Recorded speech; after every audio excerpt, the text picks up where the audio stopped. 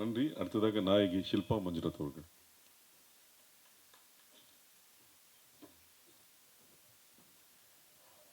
Hello, எல்லாருக்கும் வணக்கம். So every time நான் இங்கே வந்து நிற்கும்போது every time I get scared. So today நான் அது யோசிச்சுட்டு இருந்தேன் எதுக்குன்னு. So I think it's first of all I want to say thank you to all of you, to the media, press எல்லாருக்குமே. And secondly I want to thank the industry, எனக்கு வாய்ப்பு கொடுத்ததுக்கு இந்த மண்ணுக்கு ரொம்ப ரொம்ப நன்றி. I have to say that because initially when I came to the industry Tamil தெரியாது, ஆக்டிங் வராது, அண்ட் வேறு ஒரு நாட்டிலேருந்து வந்திருக்கேன். பட் எதுவுமே கண்டுக்காமல் இங்கே மட்டும்தான் அதை சப்போர்ட் பண்ணுறாங்க. அண்ட் ஹவு டு ஐ சே, டேலண்ட்டை வந்துட்டு என்ஹான்ஸ் பண்ணுறாங்க. So I am very grateful. எனக்கு இங்கே காளி அண்ட் இஸ்பே ராஜா எதிராணி, சிங்கப்பெண்ணை அந்த மாதிரி ஒரு படத்து எனக்கு கிடைச்சிருக்கு. அந்த மாதிரி இந்த படம் கூட. So definitely you will love my character. And நிறைய ஃபிலிம்ஸ் பண்ணும்போது வேறு வேறு கேரக்டர்ஸ் பண்ணணுன்னு எனக்கு ரொம்ப ஆசை. ஸோ அந்த மாதிரி இந்த படத்தில் கூட நான் ஒரு ஜேர்னலிஸ்டாக ப்ளே பண்ணியிருக்கேன். So firstly thank you Ashraf for believing in me. And படம் ரொம்ப நல்லா வந்திருக்கு. And I want to welcome Mahesh to the industry, to a beautiful industry. So as an actor and a producer. So August 1 இந்த த்ரில்லர் மூவி ரிலீஸ் ஆகிட்டுருக்கு. எல்லோரும் பாருங்கள், enjoy பண்ணுங்கள் and support பண்ணுங்கள். Thank you so much. வணக்கம். எனக்கு ரொம்ப சந்தோஷமாக இருக்குது. நான் இந்த படத்தில் நடிச்சிருக்கேன், ஒரு போலீஸாக நடிச்சிருக்கேன். ஸோ அஷ்ரஃப் சாருக்கு ரொம்ப ரொம்ப தேங்க்யூ சொல்லணும் எனக்கு இந்த ஆப்பர்ச்சுனிட்டி கொடுத்ததுக்கு. என்னை வந்து இந்த படத்தில் கோ டைரக்டர் விஜய் சார் தான் இன்ட்ரடியூஸ் பண்ணி வச்சாங்க. ஸோ அவங்களுக்கும் ரொம்ப தேங்க்ஸ் சொல்லணும். கண்டிப்பாக இது வந்து ஒரு நல்ல படமாக இருக்கும்னு நான் நம்புகிறேன். அண்ட் இது வந்து ஒரு crime thriller based subject. So August 1 release ஆகுது. கண்டிப்பாக நீங்கள் எல்லாரும் தியேட்டர் போய் இந்த படத்தை பார்க்கணும். Thank you so much. தேங்க்யூ. அடுத்ததாக நடிகை அனிகா.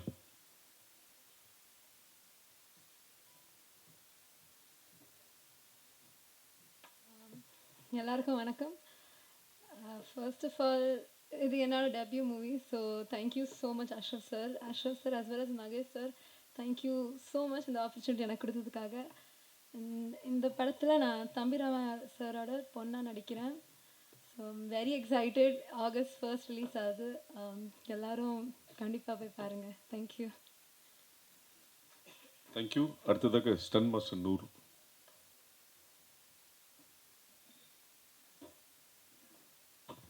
அனைவருக்கும் வணக்கம். ஒரு கிரேட் ஆப்பர்ச்சுனிட்டி இந்த ப்ரொடக்ஷனில் நானும் ஒருத்தன் ஒர்க் பண்ணியிருக்கேன்னு சொல்லிட்டு. And thanks to my master ji Kanal Kannan sir. And thanks for the Mahesh sir, அதுக்கப்புறம் director Ashraf sir, Kasi sir, எல்லாருமே கிரேட். என்ன சொல்கிறது, அவங்களோட பெர்ஃபார்மன்ஸ் எல்லாமே ரொம்ப அழகாக பண்ணாங்க. அதேமாதிரி மகேஷ் சார் வந்துட்டு எல்லாமே டூப் ஒர்க்லாம் வந்துட்டு எல்லாமே எந்த டூப்புமே வேண்டாம், அவருக்கு டூப்பு செட் ஆகாதுன்னு வைங்களேன். அவருடைய பாடி கண்டிஷனுக்கு எல்லாம் ஹாலிவுட்லேருந்து தான் கொண்டு வரணும். பட் அவரே வந்துட்டு எல்லா ஷார்ட்ஸுமே பண்ணார். அதை நான் சொல்லி ஆகணும். ஒரு இன்சிடெண்ட்டில் வந்துட்டு ஒரு 4th ஃப்ளோர்லேருந்து ஒரு டூப் ஷாட் பண்ணலான்னு சொல்லி பிளான் பண்ணோம். பட் அது வேண்டாம், நானே பண்ணுறேன்னு சொல்லிட்டு அவரே ஹேங் பண்ணார். 1 டே ஃபுல்லாக இருக்குதுன்னு சொல்லி வித் த பேர் பாடியோட, எந்த ஒரு ஷோட்ஸோ வேறு எதுவும் யூஸ் பண்ணாமல் பேர் பாடியோட வந்து மேலேருந்து 4th ஃப்ளோர் வந்து கீழே ஆகி டவுன் ஆகி பண்ணார். ரொம்ப இன்ட்ரெஸ்டிங்கான சீன்ஸ். அதெல்லாம் நீங்கள் பார்க்கும்போது உங்களுக்கு தெரிய வரும் எவ்வளோ ஹார்ட் ஒர்க் பண்ணியிருக்காங்கன்னு சொல்லிட்டு. அதேபோல் காசி சார், என்னென்ன திங்ஸ்லாம் நம்ம கேட்டோமோ எதுக்குமே வந்துட்டு இல்லைன்னு சொல்லாமல் எல்லாமே ப்ரொவைட் பண்ணி கொடுத்தாங்க. அது ஃப்ளை கேமாக இருக்கட்டும், ஸ்டெடி கேமாக இருக்கட்டும், ஜிப்பாக இருக்கட்டும், என்னென்ன கேட்டோமோ, என்னென்ன ஃபைட்டர்ஸ் எத்தனை வேணும்னு சொல்லி கேட்டோமோ எதுவுமே நெக்லெக்ட் பண்ணாமல், மூஞ்சி சுளிக்காமல் எல்லாமே ப்ரொவைட் பண்ணி கொடுத்தாங்க.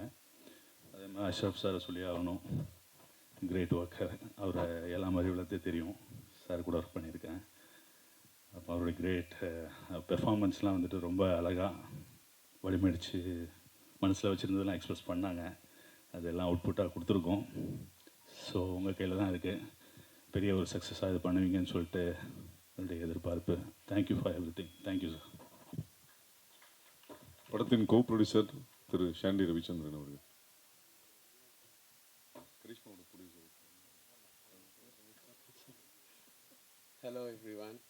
சாரி, நான் ஃபஸ்ட் டைம் என் மகேஷ் வந்து ஆனால் ஒரு படம் எடுப்போம்னா நான் தலையை சுரிஞ்சிட்டு ஏண்டா இந்த தேவையில்லாத வேலைன்னு சொன்னாங்க.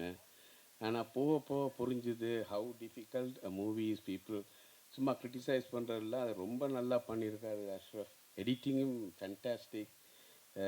நான் எதிர்பார்த்த விட நல்லா வந்திருக்குது. ஆனால் அது தான் எல்லோரும் சொல்லுவாங்க, ஆனால் நேராக நீங்கள் பார்க்கும்போது தான் புரியும். 4 பாட்டு இருக்குது இதில், ரொம்ப நல்ல சாங்ஸ் எல்லாமே. And everybody is really ton well. Anita, right? Anita has done a wonderful job, and so is practically everybody, even a little part they have done really well. It was very hard working. எங்கே காசி அண்ணே காணையில் as usual இப்படி தான் உட்காந்துருப்பார். ஆனால் அவர் இல்லாமல் இந்த படம் இல்லை. Right? Thank you very much. Hopefully all of you will support us. அடுத்ததாக இந்த படத்தில் ஒரு பாடலை பாடியிருக்கும் கரிஷ்மா அவர்கள் பேசி முடித்து விட்டு 2 லைன் பாடுவார்.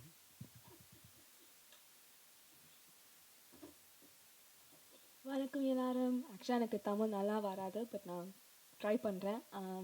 ரொம்ப நன்றி Mahesh uncle for having me on your film, and Ashraf uncle for letting me sing for your film. Of course, அப்பா. முழு படம் like it's awesome. I watched it. It's incredible. The whole cast, crew, super பண்ணீங்க. I'm so excited for you to all watch it. Thank you to Arnanna as well for having me on the soundtrack. It's an awesome song. இது ஒரு super படமாக இருக்க போகுது. Please எல்லாரும் support பண்ணுங்க. And I loved singing this song. It's a beautiful love melody song that I sang with Arnanna. So yeah, I'll sing a couple of lines. என் வெள்ளை மலையே, புது வெள்ளை மலையே, நீ செல்லும் இதமே நான் வருவேனே, உன் அருகினிலே விளையாசைவினிலே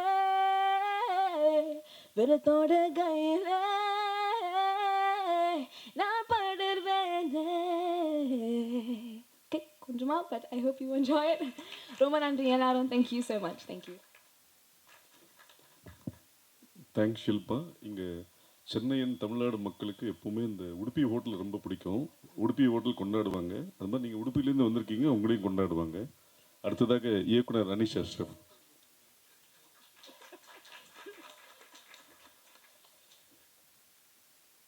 இவர் பல மேடையை பார்த்தவர், அதனால் சர்ன்னு பேசிட்டு போய் நிற்கிறாரு. நான் இங்கிருந்து பதறிட்டே இருக்கிறேன். ஐயோ, அடுத்தது எப்போ ஒரு அடுத்து வந்துருச்சு. ஓகே, என்னோட பேர் வந்து அனீஷ் அஷ்ரஃப். ஆனால் இயக்குனர் ஏஆர் முருகதாசார்ட்ட மற்றும் வந்து முகவரி படம் பிசர் துரை சார்ட்ட வந்துட்டு உதவி இயக்குனராக ஒர்க் பண்ணியிருக்கிறேன். இது என்னுடைய செகண்ட் மூவின்னு சொல்லலாம். தமிழில் இது ஃபஸ்ட் மூவி. இயக்குனர் மிஸ்கின் சாருடைய ராட்சசி படம், அதை பிசாசு படத்தை கன்னடத்தில் வந்து ராட்சசின்னு நான் வந்து ரீமேக் பண்ணியிருந்தேன். பட் இது கன்னடத்தில். இங்கே வந்து தமிழில் வந்துட்டு இதுதான் என்னுடைய முதல் படம். ஸோ அதை தான் என்னுடைய முதல் பக்கம். சென்னை ஃபைல்ஸ் முதல் பக்கம், எனக்கு முதல் பக்கம். என்னுடைய தயாரிப்பாளர் மகேஸ்வரன் தேவதாஸ் அவருக்கும் வந்துட்டு இது முதல் பக்கம்தான். நான் வந்து நம்மளுடைய இயக்குனர் சங்கத்தினுடைய ஒரு உறுப்பினராக இருக்கிறதுனால இங்கே என்ன படம் மோஸ்ட்லி இங்கே ஏதாவது வந்து ப்ரெஸ் மீட்டில் வந்து ஷோ போட்டாலோ எது போட்டாலோ மோஸ்ட்லி இங்கே நான் வந்திருக்கிறேன். வந்து அந்த இடத்துல உட்காருவேன். அங்கேருந்து பார்க்கும்போது இங்கே ஒரு 10 பேர் தான் தெரிவாங்க. அப்போ ஈஸியாக தெரியும். ஆனால் எங்கேருந்து பார்க்கும்போது 100 பேர் தெரியுறாங்க. ஓ, ஒவ்வொருத்தரும் பேசும்போது தயங்கிட்டு இருந்தது, பயந்துட்டு இருந்தது இதுதானாங்கிறது இப்போ தெரியுது. இது ஒரு முக்கியமான மேடை. இந்த மேடைக்கு வந்து ஆசைப்படாத உதவி இயக்குனர்கள் யாருமே இருக்க முடியாது. அந்த மேடை கிடைக்கும் பொழுது அதனுடைய சந்தோஷம் வேறு ஒன்று அப்படிங்கிறத நான் இந்த நேரத்தில் இந்த நிமிஷத்தில் உணர்ந்து சொல்கிறேன். இங்கே உதவி இயக்குனர்களாகவும் இணை இயக்குனர்களாகவும் இருந்து படம் பண்ணணும்னு ஆசைப்படுற எல்லாருக்குமே இந்த வாய்ப்பு வந்து சீக்கிரம் அமையணும்னு இறைவனை வேண்டிக்கிறேன். அப்புறம் இந்த ப்ராஜெக்ட் எப்படி உருவாச்சுங்கிறதுக்காக ஒரு குட்டி கதை சொல்லி தான் ஆகணும். இந்த மேடை வந்துட்டு ஒரு இயக்குனருக்கான கொஞ்சம் அதிகப்படியான ஒரு டைம் எடுத்துக்கலாம்னு நினைக்கிறேன். எடுத்துக்கலாம், ஓகே. ஏன்னா ஐயோ ரொம்ப பேசி கொண்டாண்டா நான் இருக்கக்கூடாதுல்ல. ஆக்சுவலி எனக்கு சிங்கப்பூரில் ஒரு நண்பர் மூலியமாக வந்துட்டு நம்ம மகேஸ்வரன் தேவதாஸ் தயாரிப்பாளர் வந்து ஃபோனில் பேசக்கூடிய ஒரு வாய்ப்பு கிடைச்சிது. ஸோ ஃபோனில் தான் நாங்கள் பேசிகிட்டு இருக்கிறோம். அவர் வந்து எனக்கு சினிமாவில் உள்ளே என்ட்ராகணுன்னு நல்ல ஆசையாக இருக்குது. ஸோ ஒரு தயாரிப்பாளராக நான் உள்ளே வரப்போகிறேன். உங்களை பற்றி கேள்விப்பட்டேன், நீங்கள் இயக்குனர் முருகதாஸ் சாரோட உதவி இயக்குனர்னு அப்படின்னா, ஓகே ஒரு தயாரிப்பாளர் கிடச்சிட்டாரு, இதுக்காக தான் எவ்வளோ நாள் போராட்டணும் அப்படின்னா. அடுத்த ஒரு வார்த்தை சொல்கிறார், அதில் நான் ஒரு கேரக்டர் நடிக்கணும் அப்படின்னாரு. ஐயோ போச்சுடா, இந்த சிங்கப்பூர்லேருந்து ப்ரொடியூசர் வர்றாங்க, உடனே நடிக்கணும்னு வேறு சொல்கிறாரு அப்படின்ட்டு எனக்கு ஒரு பயம் இருந்தது. சார் உங்களோட ஃபோட்டோஸ் எல்லாம் கொஞ்சம் என்னோடய வாட்ஸ்அப்புக்கு அனுப்புகிறீங்களா அப்படின்னா, ஓகே அனுப்புகிறேன் அப்படின்னாரு. கொஞ்ச நேரத்தில் டக் டக் டக் டக் டக்னு வருது. ஃபோட்டோஸ் ஓப்பன் பண்ணி பார்த்தானா, பாடி பில்டு, அவருடைய உடம்பு இதெல்லாம் பார்த்தோன்னா வேறு லெவலில் இருந்தது. இப்போ செம்மையாக இருக்கார். ஒருவேளை இவர் ஹீரோ நடிக்கணும்னு சொல்லுவாரோ, சரி எதுக்கும் பேசி பார்ப்போம். மறுபடியும் பேசினேன். நான் கேட்குறதுக்கு முன்னாடி அவர், அஷ்ரஃப் என்னோடய ஃபோட்டோ பார்த்தீங்களா அப்படின்னாரு. பார்த்தேன் சார். நான் வில்லனாக நடிக்கணும் அப்படின்னா, அப்பா இதுதான் நானும் ஆசைப்பட்டேன். உங்களை வில்லனாக தான் நடிக்க வைக்கணுங்கிறத வந்து உங்கள் ஃபோட்டோ பார்த்தோன்னே நீங்கள் தயாரிப்பார இல்லைன்னா கூட நான் உங்களை கூப்பிட்டுருப்பேன்.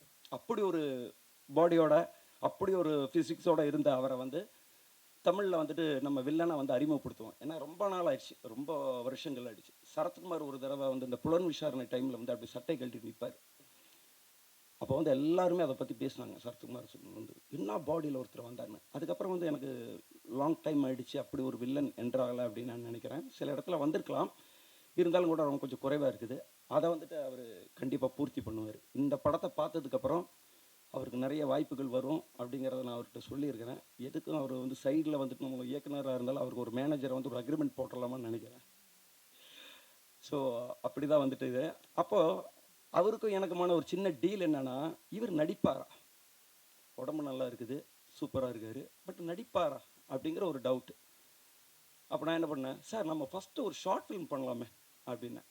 உடனே அவர் ஓகே பண்ணலாமே அப்படின்னாரு. சரி ஓகே, ஷார்ட் ஃபிலிம் டைமில் தான் நாங்கள் ஃபஸ்ட்டு வந்து நான் அவரை மீட் பண்ணுறேன். ஷார்ட் ஃபிலிமில் நான் என்ன பண்ணிட்டேன்னா, நான் நல்லா லென்த்தாக டைலாக் நிறைய எழுதி இவரை வந்து இது பண்ணணும். ஆனால் எனக்கு ஒரு சேலஞ்சு, ஷார்ட் ஃபிலிம் பண்ணும்போது ஷார்ட் ஃபிலிமில் வில்லனாக நடிக்கணும். வில்லனுக்கு ஒரு ஷார்ட் ஃபிலிம், ஹீரோக்கு ஷார்ட் ஃபிலிமு, இல்லாட்டினா நம்ம ஒரு யூஸ்வலாக வந்து ஒரு ஏதோ ஒரு ஸ்கிரிப்ட் வந்து ஒரு லைன் சின்னதாக வச்சுருப்போம் பண்ணலாம். பட் இவருக்காகவே நான் ஒன்று பண்ணுறேன். அதில் வில்லன் வித்து ஒரு மறைமுகமான ஒரு ஹீரோ வந்தார்.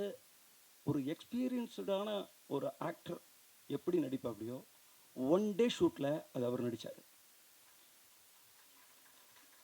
அங்கே நான் முடிவு பண்ணிட்டேன், இவர் தான் என் படத்தினுடைய வில்லன் அப்படின்னு. பட் லேட்டராக தான் எனக்கு ஒன்று தெரிஞ்சுது, அவர் ஷார்ட் ஃபிலிம் வந்து என்னை வச்சு எடுத்தார்ல, அவர் மைண்டுக்குள்ளார இவன் கரெக்டாக டைரக்ஷன் பண்ணுறானான்னு பார்ப்போம். அப்போ இவன் நான் டைரக்டராக போடலான்னு டெஸ்ட் நான் அவருக்கு வச்சுருக்கிறதா நினச்சா, டெஸ்ட் அவர் எனக்கு வச்சுருக்காரு. அதுக்கப்புறம் தான் அவர் சொல்கிறார், அஷ்ரஃப் உங்கள் ஷார்ட் ஃபிலிமை பார்த்தேன், ரொம்ப பிரமாதமாக இருக்குது, சரி படம் பண்ணலாம், ஃப்யூச்சர் ஃபில்மை வந்து பண்ணலாம், இப்போ ஏதாவது ஸ்கிரிப்ட் இருந்தால் சொல்லுங்கன்னா. அந்த டைமில் தான் வந்துட்டு இந்த கதை அவர்கிட்ட சொல்ல வேண்டிய ஒரு இதில் வந்து ஃபுல் ஸ்கிரிப்டை நான் சொன்னேன். அவர் கேட்டார், அவருக்கு வந்து பவுண்டேடு கொடுத்தேன், வாங்கிட்டு போய் படிச்சுட்டு இம்மீடியட்டாக ஸ்டார்ட் பண்ணலாம், இதுக்கு லேட்டே ஆக வேணாம் அப்படின்னு சொல்லி இந்த படத்தை வந்துட்டு அந்த எப்போ நான் கதை சொல்லி முடித்தனோ, எப்போ அவர் பவுண்டேடு வாங்கி படித்தாரோ, இம்மீடியட்டாக வந்து நான் ஒரு இயக்குனர் ஆகக்கூடிய அங்கீகாரத்தை கொடுத்துருக்காரு. அது என் வாழ்நாளில் மறக்கவே முடியாது. ரொம்ப ரொம்ப ரொம்ப தேங்க்ஸ் மகேஸ்வரன் தேவதாஸ் சார். நான் ஏன் அவரோட நேம் வந்து திரும்ப திரும்ப உச்சரிக்கிறேன்னா, அவர் தயாரிப்பாளர் மாதிரியே நடந்துக்க மாட்டார், ஒரு நட்பாக நண்பன் மாதிரி தான் நடந்துக்குவார். அவர் வந்து ரெண்டாவது ஒரு விஷயத்த சொன்னார், இந்த நிமிஷத்திலிருந்து நான் வந்து உங்களுடைய படத்தினுடைய தயாரிப்பாளர் அல்ல, நான் ஒரு ஆக்டர். நீங்கள் எந்த ஒரு விஷயமா இருந்தாலும் ஆக்டிங்கை பற்றி மட்டும்தான் என்கிட்ட பேசணும். இந்த படத்தினுடைய ஒரு தயாரிப்பாளர் மாதிரி நீங்கள் பேசணும், அவங்கள்ட்ட ஷேர் பண்ணணும்னா அது வந்து ஷாண்டி ரவிச்சந்திரன் சார்கிட்ட தான் பேசணும் அப்படின்னாரு. ஸோ அவர் உள்ள இந்த படத்துக்குள்ளார வந்தார். அவர் வந்து கிளியர் கட் ஒன்று சொன்னார், அஷ்ரஃப் இந்த படத்தில் உங்களுக்கு என்ன வேணும், இந்த கதை இந்த பவுண்டட் ஸ்கிரிப்டில் நீங்கள் எழுதப்பட்ட அத்தனை விஷயமும் உங்களுக்கு வரும், ஆனால் நீங்கள் சொன்ன டைமுக்குள்ளார இந்த படத்தை முடிக்கணும், அது மட்டும்தான் உங்களுக்கான டாஸ்க் அப்படின்னாரு. ஓகே சார் அப்படின்னா. அப்புறம் அதுக்கு கீழே வந்து நம்ம மேனேஜர் காசி சார் வந்துட்டு நிறைய எக்ஸ்பீரியன்ஸோட நிறைய படத்தை வந்துட்டு ஒர்க் பண்ணிட்டு வந்தவர். அவருக்கு வந்து தெரியும் நம்ம என்ன சொன்னாலும் எத்தனை நிமிஷத்தில் எத்தனை நேரத்தில் அந்த பொருள் இங்கே வரும் அப்படிங்கிறது வந்து அவருக்கு நல்லாவே தெரியும். அதனால் வந்துட்டு ஷூட்டிங்கில் எந்த ஒரு குழப்பம் இல்லாமல் ஒரு செட்டப் அரேஞ்ச்மெண்ட் எனக்கு பண்ணி கொடுக்கறதுனால நான் உங்கள்கிட்ட சொன்னேன், இந்த படம் இத்தனை நாளில் முடிக்கிறேன் அப்படின்னா அதே நாளில் முடித்தேன். ஒரு நாள் கூட எக்ஸ்டெண்ட் பண்ணாமல் அந்த படத்தை வந்து நான் முடித்தேன். அதில் வந்து எனக்கு இன்னொரு சேலஞ்சுக்கு இருந்தது. ஏன்னா நான் வந்து பெரிய இயக்குனர் முருகதாஸ் சார்கிட்டருந்து ஒர்க் பண்ணிட்டு வந்ததுனால பெரிய செட்டப்பில் பெரிய இடத்துலலாம் ஒர்க் பண்ணிட்டு வந்திருக்கிறேன். இது வந்து பட்ஜெட்டாக சின்னதுன்னு நம்ம சொல்ல முடியாது. ஏன்னா இந்த கதைக்கு என்ன தேவையோ அந்த கதைக்கானது வந்து கொடுத்துட்டாங்க. பட்டு அங்கேருந்து நம்ம ஒர்க் பண்ணிட்டு வரும்போது அந்த ஸ்டைல் வேறு.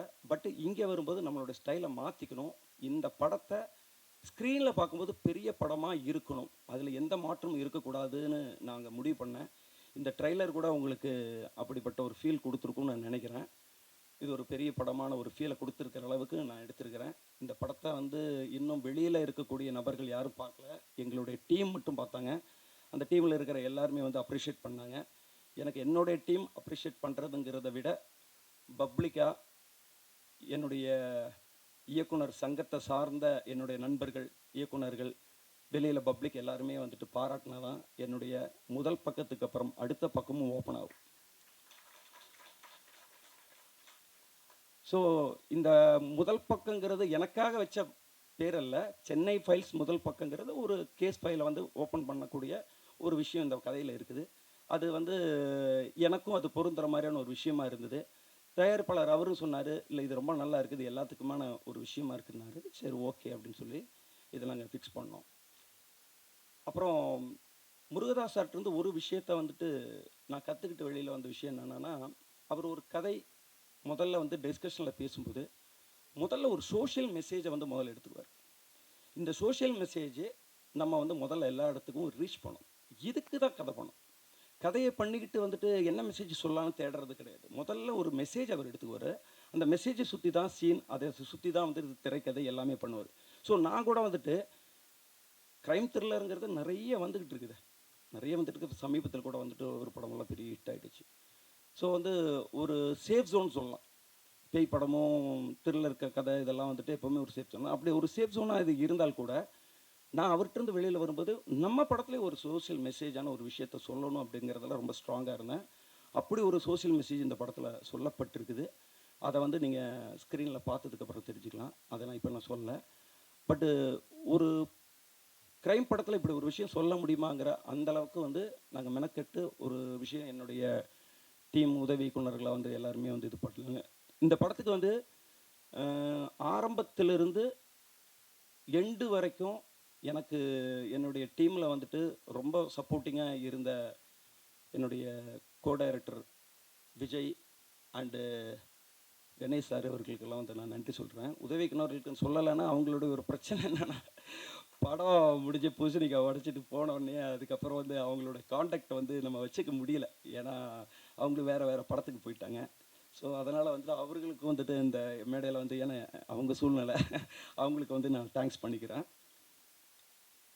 இந்த படத்தை வந்துட்டு இப்போ அடுத்தது டெக்னீஷியனாக வந்து சொல்ல போனானா, பொதுவாகவே வந்துட்டு ஒரு க்ரைம் பேஸ்டான ஒரு ஸ்கிரிப்ட் பண்ணனா அதில் வந்து கேமரா ஒர்க் வந்து ரொம்ப நல்லாயிருக்கும். கேமரா ஒர்க் அந்த டோன் வந்து கரெக்டாக இருந்தால் தான் அது கரெக்டாக போயிட்டு ரீச் ஆகும். ஸோ அந்த வகையில் வந்து பார்த்தோன்னா இந்த படத்தினுடைய டிஓபி வந்துட்டு அரவிந்த் சார் வந்து ரொம்ப நல்லா, நான் என்ன சொல்கிறேனோ அந்த சொல்கிற ஸ்பீட்லேயும் குவாலிட்டிலையும் அவர் கொடுத்தார். ஏன்னா நான் மட்டுமே வந்துட்டு நான் சொன்ன நாளில் நான் முடிச்சிட்டேன் அப்படின்னு நான் சொன்ன நாளில் நான் மட்டும் முடிக்க முடியாது. என்னோடு ஓடி வரக்கூடிய அவங்களும் சேர்ந்து நான் சொல்கிற ஷார்ட்டை சொல்கிற டைமுக்குள்ளார முடித்தா மட்டும்தான் நம்ம வந்து ஒரு பிளான் பண்ணுன்னா அந்த நாள் ஷூட் வந்து அந்த அன்னைக்கு கம்ப்ளீட் ஆகும். அப்படி கம்ப்ளீட் ஆகாமல் ஒரு 4 ஷாட் வந்து பேலன்ஸு அப்படின்னா அப்படி தள்ளி போகும். அது அப்போ அதுக்கு காரணம் அப்பவும் நான் வந்து அதை பெருமையை சொல்ல முடியாது. ஸோ என்னுடைய பெருமையை நான் இப்போ பேசுகிற ஒரு காரணத்துக்கு வந்து முக்கியமான காரணமாக வந்து டிஓபி அரவிந்த் சாரை சொல்லலாம். அதுக்கு அடுத்தது வந்து பார்த்தோன்னா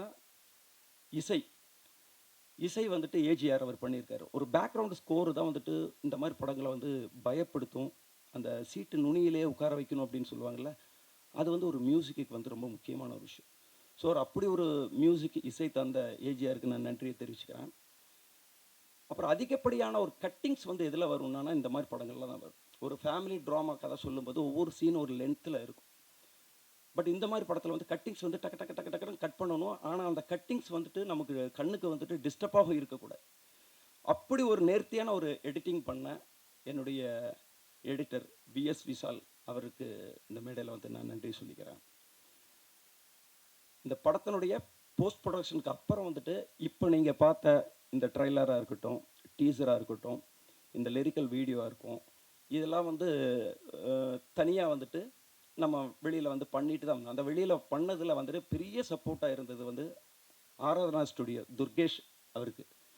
துர்கேஷ் அவர் வந்துட்டு அவர் ஆளினால்னு சொல்லலாம். அவர் வந்துட்டு பாட்டு வேணுமா பாட்டு இருக்குது, ஃபைட்டு வேணுமா ஃபைட் இருக்குங்கிற மாதிரி அவர்கிட்ட ஒரு போஸ்ட் ப்ரொடக்ஷனாக போனோன்னா எல்லா விஷயத்துக்கும் அவர் ஓடினார். எல்லா விஷயத்துக்கும் சென்சாரா ஓகே, நாளைக்கு இது இப்போ இன்றைக்கி இந்த இடத்துல ஸ்க்ரீனிங் ஆறதுக்கு வந்துட்டு அவர் கரெக்டான நேரத்தில் கொண்டு வந்து கரெக்டாக கொடுத்துட்டு சவுண்டு செக்கிங் பண்ணி எல்லாம் பண்ணி நல்லா சார் பக்கா சார் அப்படிங்கிறார். ஸோ அந்தளவுக்கு வந்து அதனால் வந்து துர்கேஷ் அவருக்கு வந்துட்டு நான் மறுபடியும் நன்றி தெரிவிச்சுக்கிறேன். அப்புறம் இதில் விட்டு போன யாராவது இருக்காங்களா? எடிட்டர் இதில் சொல்லிட்டேன். ஓகே, இப்போ இந்த படத்தை வந்து ஒரு படம் பண்ணுறது அப்படிங்கிறது ஒரு சாதனையாக இருந்தால் கூட படத்தை ரிலீஸ் பண்ணுறதுங்கிறது அது இன்னொரு சாதனை. ஒரு இயக்குனருக்கு வந்து 3 வெற்றிகள் இருக்குது. ஒரு இயக்குனர் ஆகும்போது 3 வெற்றி. முதல் வெற்றி என்னென்னா, ஒரு ப்ரொடியூசர்கிட்ட கதை சொல்லி ஓகே பண்ணுறது முதல் வெற்றி. ஒரு ப்ரொடியூசருக்கு கதை பிடிச்சிருக்கு, நீ தான்ப்பா டைரக்டர் அப்படின்னு சொன்னான்னா அன்னையிலிருந்து நமக்கு முதல் வெற்றி கிடச்சிடுச்சுன்னு அர்த்தம். 2வது வெற்றி, நம்ம அந்த ஷூட்டிங்கை முடித்து பூசணிக்காய் உடைக்கிறோம் பாருங்களேன், அப்பா எத்தனையோ வருஷம் கனவு அதை வந்து மொத்தமாக எடுத்து உடச்சிட்டுண்டா, சக்ஸஸ் முடிஞ்சு போச்சு அப்படிங்கிறது 2வது வெற்றி. 3வது வெற்றி வந்துட்டு இதை வந்து நல்லபடியாக தியேட்டருக்கு கொண்டு வரணும், ஸ்க்ரீனிங் கொண்டு வரணும். நம்ம நல்ல படம் தான் எடுத்தோம், ஆனால் தியேட்டர் கிடைக்கலையே, நம்ம நினச்ச மாதிரி கிடைக்கலையே, நம்ம நினச்ச அளவுக்கு வந்து ப்ரொமோஷன் பண்ணலையே, சரி ப்ரொமோஷன் வேறு மாதிரி பண்ணியிருந்தால் அந்த படம் வேறு மாதிரி வந்திருக்குமே அப்படிங்கிற ஏக்கம் வந்து சில சின்ன படங்கள் பண்ண நிறைய இயக்குனர்கள் வந்துட்டு எங்கிட்டே வந்து ஒரு குறையாகவே சொல்லியிருக்கிறதெல்லாம் நானும் கேட்டிருக்கிறேன். ஸோ எனக்கு கூட இந்த படம் முடிஞ்சதுக்கப்புறம் இந்த படம் எப்படி ரிலீஸ் ஆக போகுது, எப்படி பண்ணுவாங்க அப்படிங்கிறத வந்துட்டு எனக்குள்ள ஒரு பயம் இருந்துகிட்டு இருந்தது. ஆனால் மீடியா மைண்டு செந்தில் சார் அவர் வந்து இந்த படத்தினுடைய ரிலீஸிங் வந்து எப்படிங்கிறது ஸ்டெப் பை ஸ்டெப்பாக வந்துட்டு அவர் மொத்தமாக எழுதி அதை ஒவ்வொன்றுமே டிக் பண்ணிகிட்டே வந்தார். இதை முடிச்சிட்டோம். எனக்கே ஆச்சரியமாக இருந்தது. இந்த ஃபோரமில் உள்ள என்ட்ரார் இடத்துல எல்லாம் அந்த ஓடிங் இருந்தது, பெரிய ஓடிங் வந்து அங்கங்கே வச்சுருக்காங்க. இப்போ தான் ஸ்டார்டிங் ஸ்டேஜ். ஏன்னா நம்ம இன்றைக்கி தான் வந்துட்டு ஒரு ட்ரெய்லர் அண்ட் டீசர்லாம் லான்ச் பண்ணுறோம். அப்படி இருக்கும்போது இன்னும் ட்ரெய்லர் கூட வந்துட்டு பப்ளிக்கான ஒரு ரிலீஸ்லாம் நம்ம பார்வையாளர்களுக்கு மட்டும்தான் நம்ம போட்டிருக்கோம். ஸோ அதுக்குள்ளாரியே நிறைய போஸ்டர்கள், நிறைய விஷயங்கள் எல்லா இடத்துலையும் நல்ல தமிழ்நாட்டில் நல்ல டிஸ்ட்ரிபியூட்டர்ஸ்கிட்ட வந்துட்டு நம்ம பேர் வந்து பெருமையாக வந்து பேசக்கூடிய டிஸ்ட்ரிபியூட்டர்கிட்டலாம் என் படத்தை கொண்டு போய் சேர்த்து அவங்க எல்லாருமே வந்து இந்த படத்தை வந்து ரிலீஸ் பண்ணுறாங்கங்கிறதே எனக்கு ஒரு பெருமையாக இருந்தது. எனக்கு வந்து அடுத்தடுத்து வந்துட்டு அவர் அனுப்பிச்சிட்டே இருக்காரு, நம்ம அடுத்து இதை பண்ணுறோம். எனக்கு பார்க்குறதுக்கு ஒரு நேரமே கிடைக்க மாட்டேங்குது. அவ்வளோ ஃபோட்டோஸ், அவ்வளோ ஒர்க்கு வந்து அவர் பண்ணார். So media mind Senthil sir அவருக்கு வந்துட்டு என்னுடைய நன்றினை தெரிவிச்சுக்கிறேன். இதையெல்லாம் தாண்டி ஒரு சக்ஸஸ், தியேட்டரில் இந்த படம் ரிலீஸ் ஆகி இந்த படம் பப்ளிக்கில் பொது ஜனங்கள் எல்லாருமே பார்த்து இந்த படம் சூப்பர்ரா அப்படின்னு சொன்னான்னா அதுதாங்க உண்மையான சக்ஸஸ். அந்த சக்ஸஸுக்காக தான் இவ்வளோ வருஷம் போராடிட்டு இருக்கிறோம், இவ்வளோ கஷ்டப்படுறோம். அந்த வார்த்தை வந்துட்டு ஒரு ஆடியன்ஸாக வந்து தேட்டரை விட்டு வெளியில் வரும்போது அந்த மைக்கை நீட்டும்போது வந்து அவங்க சொல்லிட்டு போகும்போது அதை நான் சாதாரணமாக எத்தனையோ தடவை நானே ரிவ்யூ வந்து இப்படி நகர்த்திட்டு போயிருக்கிறேன். அது ஒரு இயக்குனருடைய பெயின் என்னங்கிறது வந்துட்டு இப்போ எனக்கு தோணுது. என் படம் வந்து இப்போ ஆகஸ்ட் 1 ரிலீஸ் ஆகுது. அந்த ஆகஸ்ட் 1 முதல் ஷோ பார்த்துட்டு வெளியில் வரும்போது அவங்க வந்து எப்படி சொல்லுவாங்க, அது சொல்லும்போது நம்மளோட ரியாக்ஷன் என்னவா இருக்கும் அப்படிங்கிறது எனக்கு இப்போவே வந்து ஆச்சரியமாக இருக்குது. ஸோ முடிந்த வரைக்கும் இந்த மீடியா பெரிய லெவலில் வந்து எனக்கு சப்போர்ட் பண்ணணும். காரணம், பெரிய படங்கள் வந்து பூஜை போட்ட அன்னைக்கே வந்துட்டு வைரலாகி எல்லாருமே வந்து அது அவங்கவுங்களோட பேஜஸில் வந்து இன்ஸ்டாகிராமில், வாட்ஸ்அப்ஸில் எல்லாத்துலேயும் போட்டுருவாங்க பெரிய படம் பெரிய இயக்குனர்கள் பண்ணும்போது. ஆனால் சின்ன படம் வெளியில் எல்லாருக்குமே தெரியணும்னா உங்களுடைய மீடியா பத்திரிக்கையாளர்களுடைய ஒத்துழைப்பு இருந்தால் மட்டும்தான் அது எல்லாத்தையுமே போய் சேரும். ஸோ நீங்கள் வந்து பொய்யான ஒரு விஷயத்த எழுதணும்னு நான் சொல்லலை. இன்றைக்கி பார்த்ததை இன்றைக்கி உங்களோட ஃபீட்பேக்கை வந்துட்டு நீங்கள் எழுதுங்க. படம் ரிலீஸ் ஆகும்போது படம் ரிலீஸில் வந்து நீங்கள் ஒரு ஆடியன்ஸாக பார்த்துட்டு உங்களுக்கு என்ன தோணுதோ அது வந்து ப்ளஸ் அண்ட் மைனஸ் எதுவாக இருந்தாலும் எழுதுங்க. ஆனால் எழுதுங்க, வீடியோ போடுங்க. தயவு செஞ்சு என்னுடைய படத்தை வந்துட்டு நம்ம இந்த ரூமுக்குள்ளார இந்த தியேட்டருக்குள்ளார பேசிகிட்டு இருக்கிறத வந்துட்டு தமிழ்நாடு ஃபுல்லாக மற்றவங்களுக்கும் வந்துட்டு போய் சேர்ந்து அவங்களும் பார்க்கணும் அப்படிங்கிற அளவுக்கான ஒரு விஷயத்த நீங்கள் தான் ஏற்படுத்தி கொடுக்கணும். அப்படின்னு நான் உங்கள்கிட்ட ரொம்ப தாழ்மையாக கேட்டுக்கிறேன். ஸோ நான் யாராவது விட்டுட்டேன்னா கரிஷ்மா வந்துட்டு இந்த பாட்டை வந்து இதில் வந்து ஒரு பாட்டை வந்து அவங்க பாடுனது மட்டும் இல்லாமல் அது ஒரு ஆல்பமாக வந்து அவங்க பண்ணி வச்சுருக்காங்க. ஸோ அதை சரியான நேரத்தில் வந்துட்டு இப்போ வெள்ளை மழை பாட்டு பார்த்ததா அதை அவங்க ஒரு ஆல்பமாகவும் பண்ணியிருக்காங்க. ஸோ கண்டிப்பாக வந்துட்டு அவங்களுக்கான தேங்க்ஸ் வந்து நான் சொல்லணும். அப்புறம் இதெல்லாம் சொல்லி முடிச்சுட்டு மெயினானது வந்து ஒரு லிஸ்ட்டை கொண்டு வந்து வைக்கிறார். ஏன்னா பாருங்கள், ஒரு பதட்டம் நான் சொன்னேன் ஆரம்பத்தில், அவருக்கு தெரியும் எது எது ஆர்டரில் பேசணும், எது எது ஆர்டரில் பேசக்கூடாது. நான் புது ஆள், நான் தப்பு பண்ணால் கூட என்னோடய ஹீரோயின் மன்னிச்சுக்குவாங்கன்னு எனக்கு தெரியும். அதனால் வந்துட்டு ஒருவேளை என் பேரே சொல்லலையே அப்படின்னு வந்து அப்படி நினைக்கக்கூடிய ஆள் கிடையாது. என்னுடைய ஹீரோ வெற்றி, என்னுடைய ஹீரோயின் ஷில்பா. சரி, இருந்தாலும் அவங்களை பற்றி நான் சொல்லி தான் ஆகணும். இந்த படத்துக்கு ஏன் வெற்றியை சூஸ் பண்ணீங்க அப்படிங்கிற ஒரு கேள்வி வந்து நிறைய பேர் எனக்கு கேட்டிருக்காங்க. நான் உண்மையே சொல்கிறேன், இந்த கதை வந்துட்டு நான் ப்ரொடியூசர்கிட்ட சொல்லி முடித்த உடனே யார் ஹீரோவாக போடலாம் அப்படின்ட்டு ஒரு டிஸ்கஷன் வந்து நடக்கும்போது சாண்டி சாரும் வந்துட்டு என்கிட்ட கேட்டார் யார் ஹீரோவாக போடலான்னு. நான் வந்து வேறு சாய்ஸே சொல்ல, வெற்றி அப்படின்னு நான் சொன்னேன். இல்லை, அவர் ஓகேவானது 100% ஓகே, எனக்கு இந்த கதைக்கு வந்துட்டு வெற்றி தான் வேணும். ஆனால் அவங்க அதை விட வந்துட்டு வேறு ஹீரோக்களை சொன்னாங்க. பட் நான் சொல்கிறேன், இல்லை வெற்றி தான் வேணும். இந்த கதையில் வந்துட்டு ஒரு மதுரையிலிருந்து வரக்கூடிய ஒரு க்ரைம் நாவல் ரைட்டருடைய ஒரு பையன் மதுரையிலிருந்து வந்தானா அவனுடைய அந்த லாங்குவேஜோட இருக்கணும்னா, அந்த லுக் வேணும்னா அது அவர்கிட்ட வந்து எனக்கு 100% கிடைக்கும்னு நம்புகிறேன். அதை விட இன்னொரு விஷயம் என்னென்னா, வில்லன் நம்ம ப்ரொடியூசர் மகேஸ்வரன் தேவதாஸ் சார் வந்து அவரோட பாடிக்கு எதிரில் ஒரு நிற்கும்போது அந்த கட்ஸ் அடிக்கிறதுக்கான ஒரு பவர் வந்துட்டு லுக் வைஸ்லாம் எனக்கு கண்டிப்பாக தேவை. அதை விட வந்து கொஞ்சம் வேறு யாராவது போட்டானா அது கொஞ்சம் ஃபேக் மாதிரி ஆகிடும். ஸோ அப்படி சொன்னேன். உடனே அவங்க வந்து ஓகே, ஒரு இயக்குனராக நீங்கள் எந்த ஹீரோவை சொல்கிறீங்களோ உடனே நம்ம வந்து அதை ஓகே பண்ணிடலான்னு இமீடியட்டாகிட்டு போனேன். அவருடைய பெரிய ப்ளஸ் என்னென்னா, வெற்றி சாரோடது கதை சொல்ல போனான்னா ஒரு 20 நிமிஷத்தில் லைன் சொல்லிடுறீங்களா, ஒரு 15 நிமிஷத்தில் அது கிடையாது, ஃபுல்லாக சொல்லுங்கள் சார், நான் ஃபுல்லாக உட்காந்து கேட்குறேன் அப்படின்ட்டு ஃபுல் கதையை வந்து நம்ம சொல்லும்போது மொபைலை வந்து சைலண்ட் போட்டு திருப்பி வச்சுட்டு மொத்த கதையும் கேட்டார்.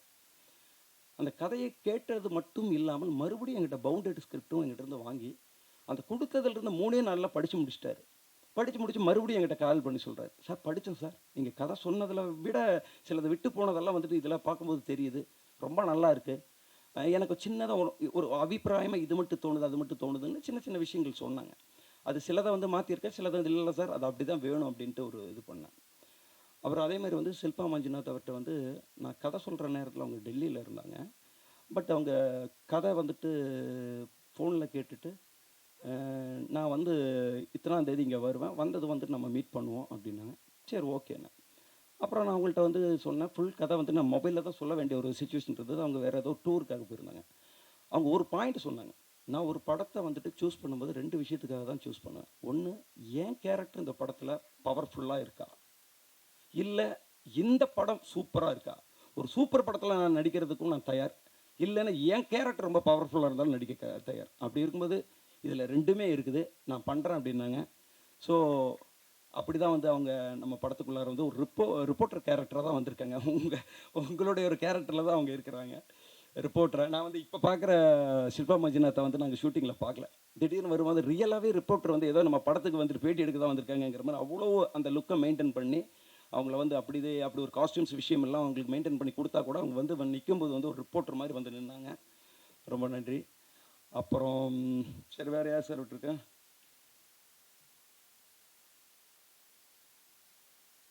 சார் இது புரியலையே சார், விட்டு போனது நெக்ஸ்ட் எழுதிருக்கீங்களா? நேம்ஸா? அதான் நான் சொல்லிட்டேன்ல, அவ்வளோதான். ஓகே, வேற ஐயோ, இப்போ அந்த ஸ்டேஜில் இல்லாதனால முக்கியமான ஒரு 2 பேரை வந்து நான் சொல்லாமல் விட்டுட்டேன். ஏன்னா நான் இப்படி பார்த்து தான் பேசுகிறேன். சாண்டி சார் சொல்லிட்டேன். ஓ ஓகே, இந்த மேடையில் பார்த்து பேசுகிறனால இது இந்த கதை படத்தில் வந்துட்டு தம்பிராமையா சார் முக்கியமான ஒரு ரோல். அவர் எப்படி கும்கி மைனா அந்த படத்தில் வந்து ஃபுல்லாக வந்து த்ரோட்டாக வந்துட்டு நடிச்சிருந்தாரோ அதே மாதிரி இந்த படம் வந்துட்டு நிறைய அவர் பேலன்ஸ் பண்ணி தூக்கிட்டு போயிருக்கார். சில கதைகள் மட்டும் சில கேரக்டர்களுக்கு வந்து நமக்கு சாய்ஸே இருக்காது. இந்த கேரக்டருக்கு பதில் வேறு யாரை போடலாம் அப்படின்னு யோசிச்சானா அந்த யோசனையே இருக்காது. அது மாதிரி வந்து நான் தம்பிராமையா சாரோட பேரை நான் படத்தில் கதை முதல் பவுண்டேடு எழுதும் போதே ராமையா அப்படின்னு சொல்லி தான் எழுதினேன். தம்பி ராமையா அண்ணன் தான் நடிக்கணும், அதுக்காக நான் நேம் வந்து ராமையா அப்படின்னு எழுதினேன். என் படத்துலேயே அவரோட பேர் ராமையன் தான் வைக்க முடிஞ்சுது. எனக்கு அந்தளவுக்கு நான் அதில் வந்து இன்ஸ்பிரேஷன் ஆகிட்டேன். ஏன்னா அவர் தான் நடித்தா தான் இது கரெக்டாக இருக்கும் அப்படிங்கிறத வந்து நான் மைண்டில் எந்த அளவுக்கு ஓட்டணும்னோ அது அப்படியே ஸ்பாட்லேயே இருந்தார். ஏன்னா அவருக்குள்ளார ஒரு இயக்குனர் இருக்கார்ல, அதனால் வந்துட்டு அவர் வந்து தம்பி இந்த டைலாக்கை கொஞ்சம் இப்படி மாற்றலாமா அப்படிம்பாரு. கரெக்டாக இருந்ததுன்னா கரெக்டுன்னு சொல்லுவேன், இல்லைனா அது வேணான்னா ஓகே விட்டுருப்ப தம்பி அப்படிம்பாரு. சின்சியரிட்டான ஒரு, அதாவது நாளைக்கு காலையில் நான் எத்தனை மணிக்கு வரணும் அப்படிங்கிறது முன்னாடி நாளே என்கிட்ட கேட்பார். நான் சொல்லுவேன், அண்ணா நீங்கள் ஒரு 9 மணிக்கு வந்தால் கரெக்டாக இருக்கும் அப்படின்னு. ஓகே தம்பி அப்படிம்பார். 9 மணிக்கு டான்னு வந்து நின்றுட்டு அண்ணா ரெடி ஆகிட்டு வந்துடுறேன் அப்படின்ட்டு போவார். கரெக்டாக ரெடியாக இருப்பார், சொன்னோன்னா வருவார். நம்ம அவரை 9 மணிக்கு வர சொல்லிட்டு நம்ம 12 மணிக்கு ஷாட் எடுத்தானா அவர் எப்படிங்கிறது எனக்கு தெரியல. ஆனால் அவர் வர்ற நேரம் வர சொல்லக்கூடிய நேரத்தில் நான் சரி ஒவ்வொரு நாளும் கரெக்டாக ஷாட் வச்சுருக்கிறேன். 12 மணிக்கு தான் அவர் வரணும்னா 12 மணிக்கு வாங்கம்மா 12 மணிக்கு ஷாட் எடுப்பேன்.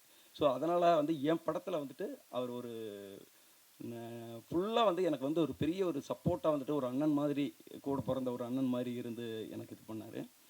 அப்புறம் யார், கின்ஸ்லி வந்து இந்த படத்தில் வந்துட்டு ஒரு தனி ட்ராக் காமெடியாக வந்து நடிக்கல.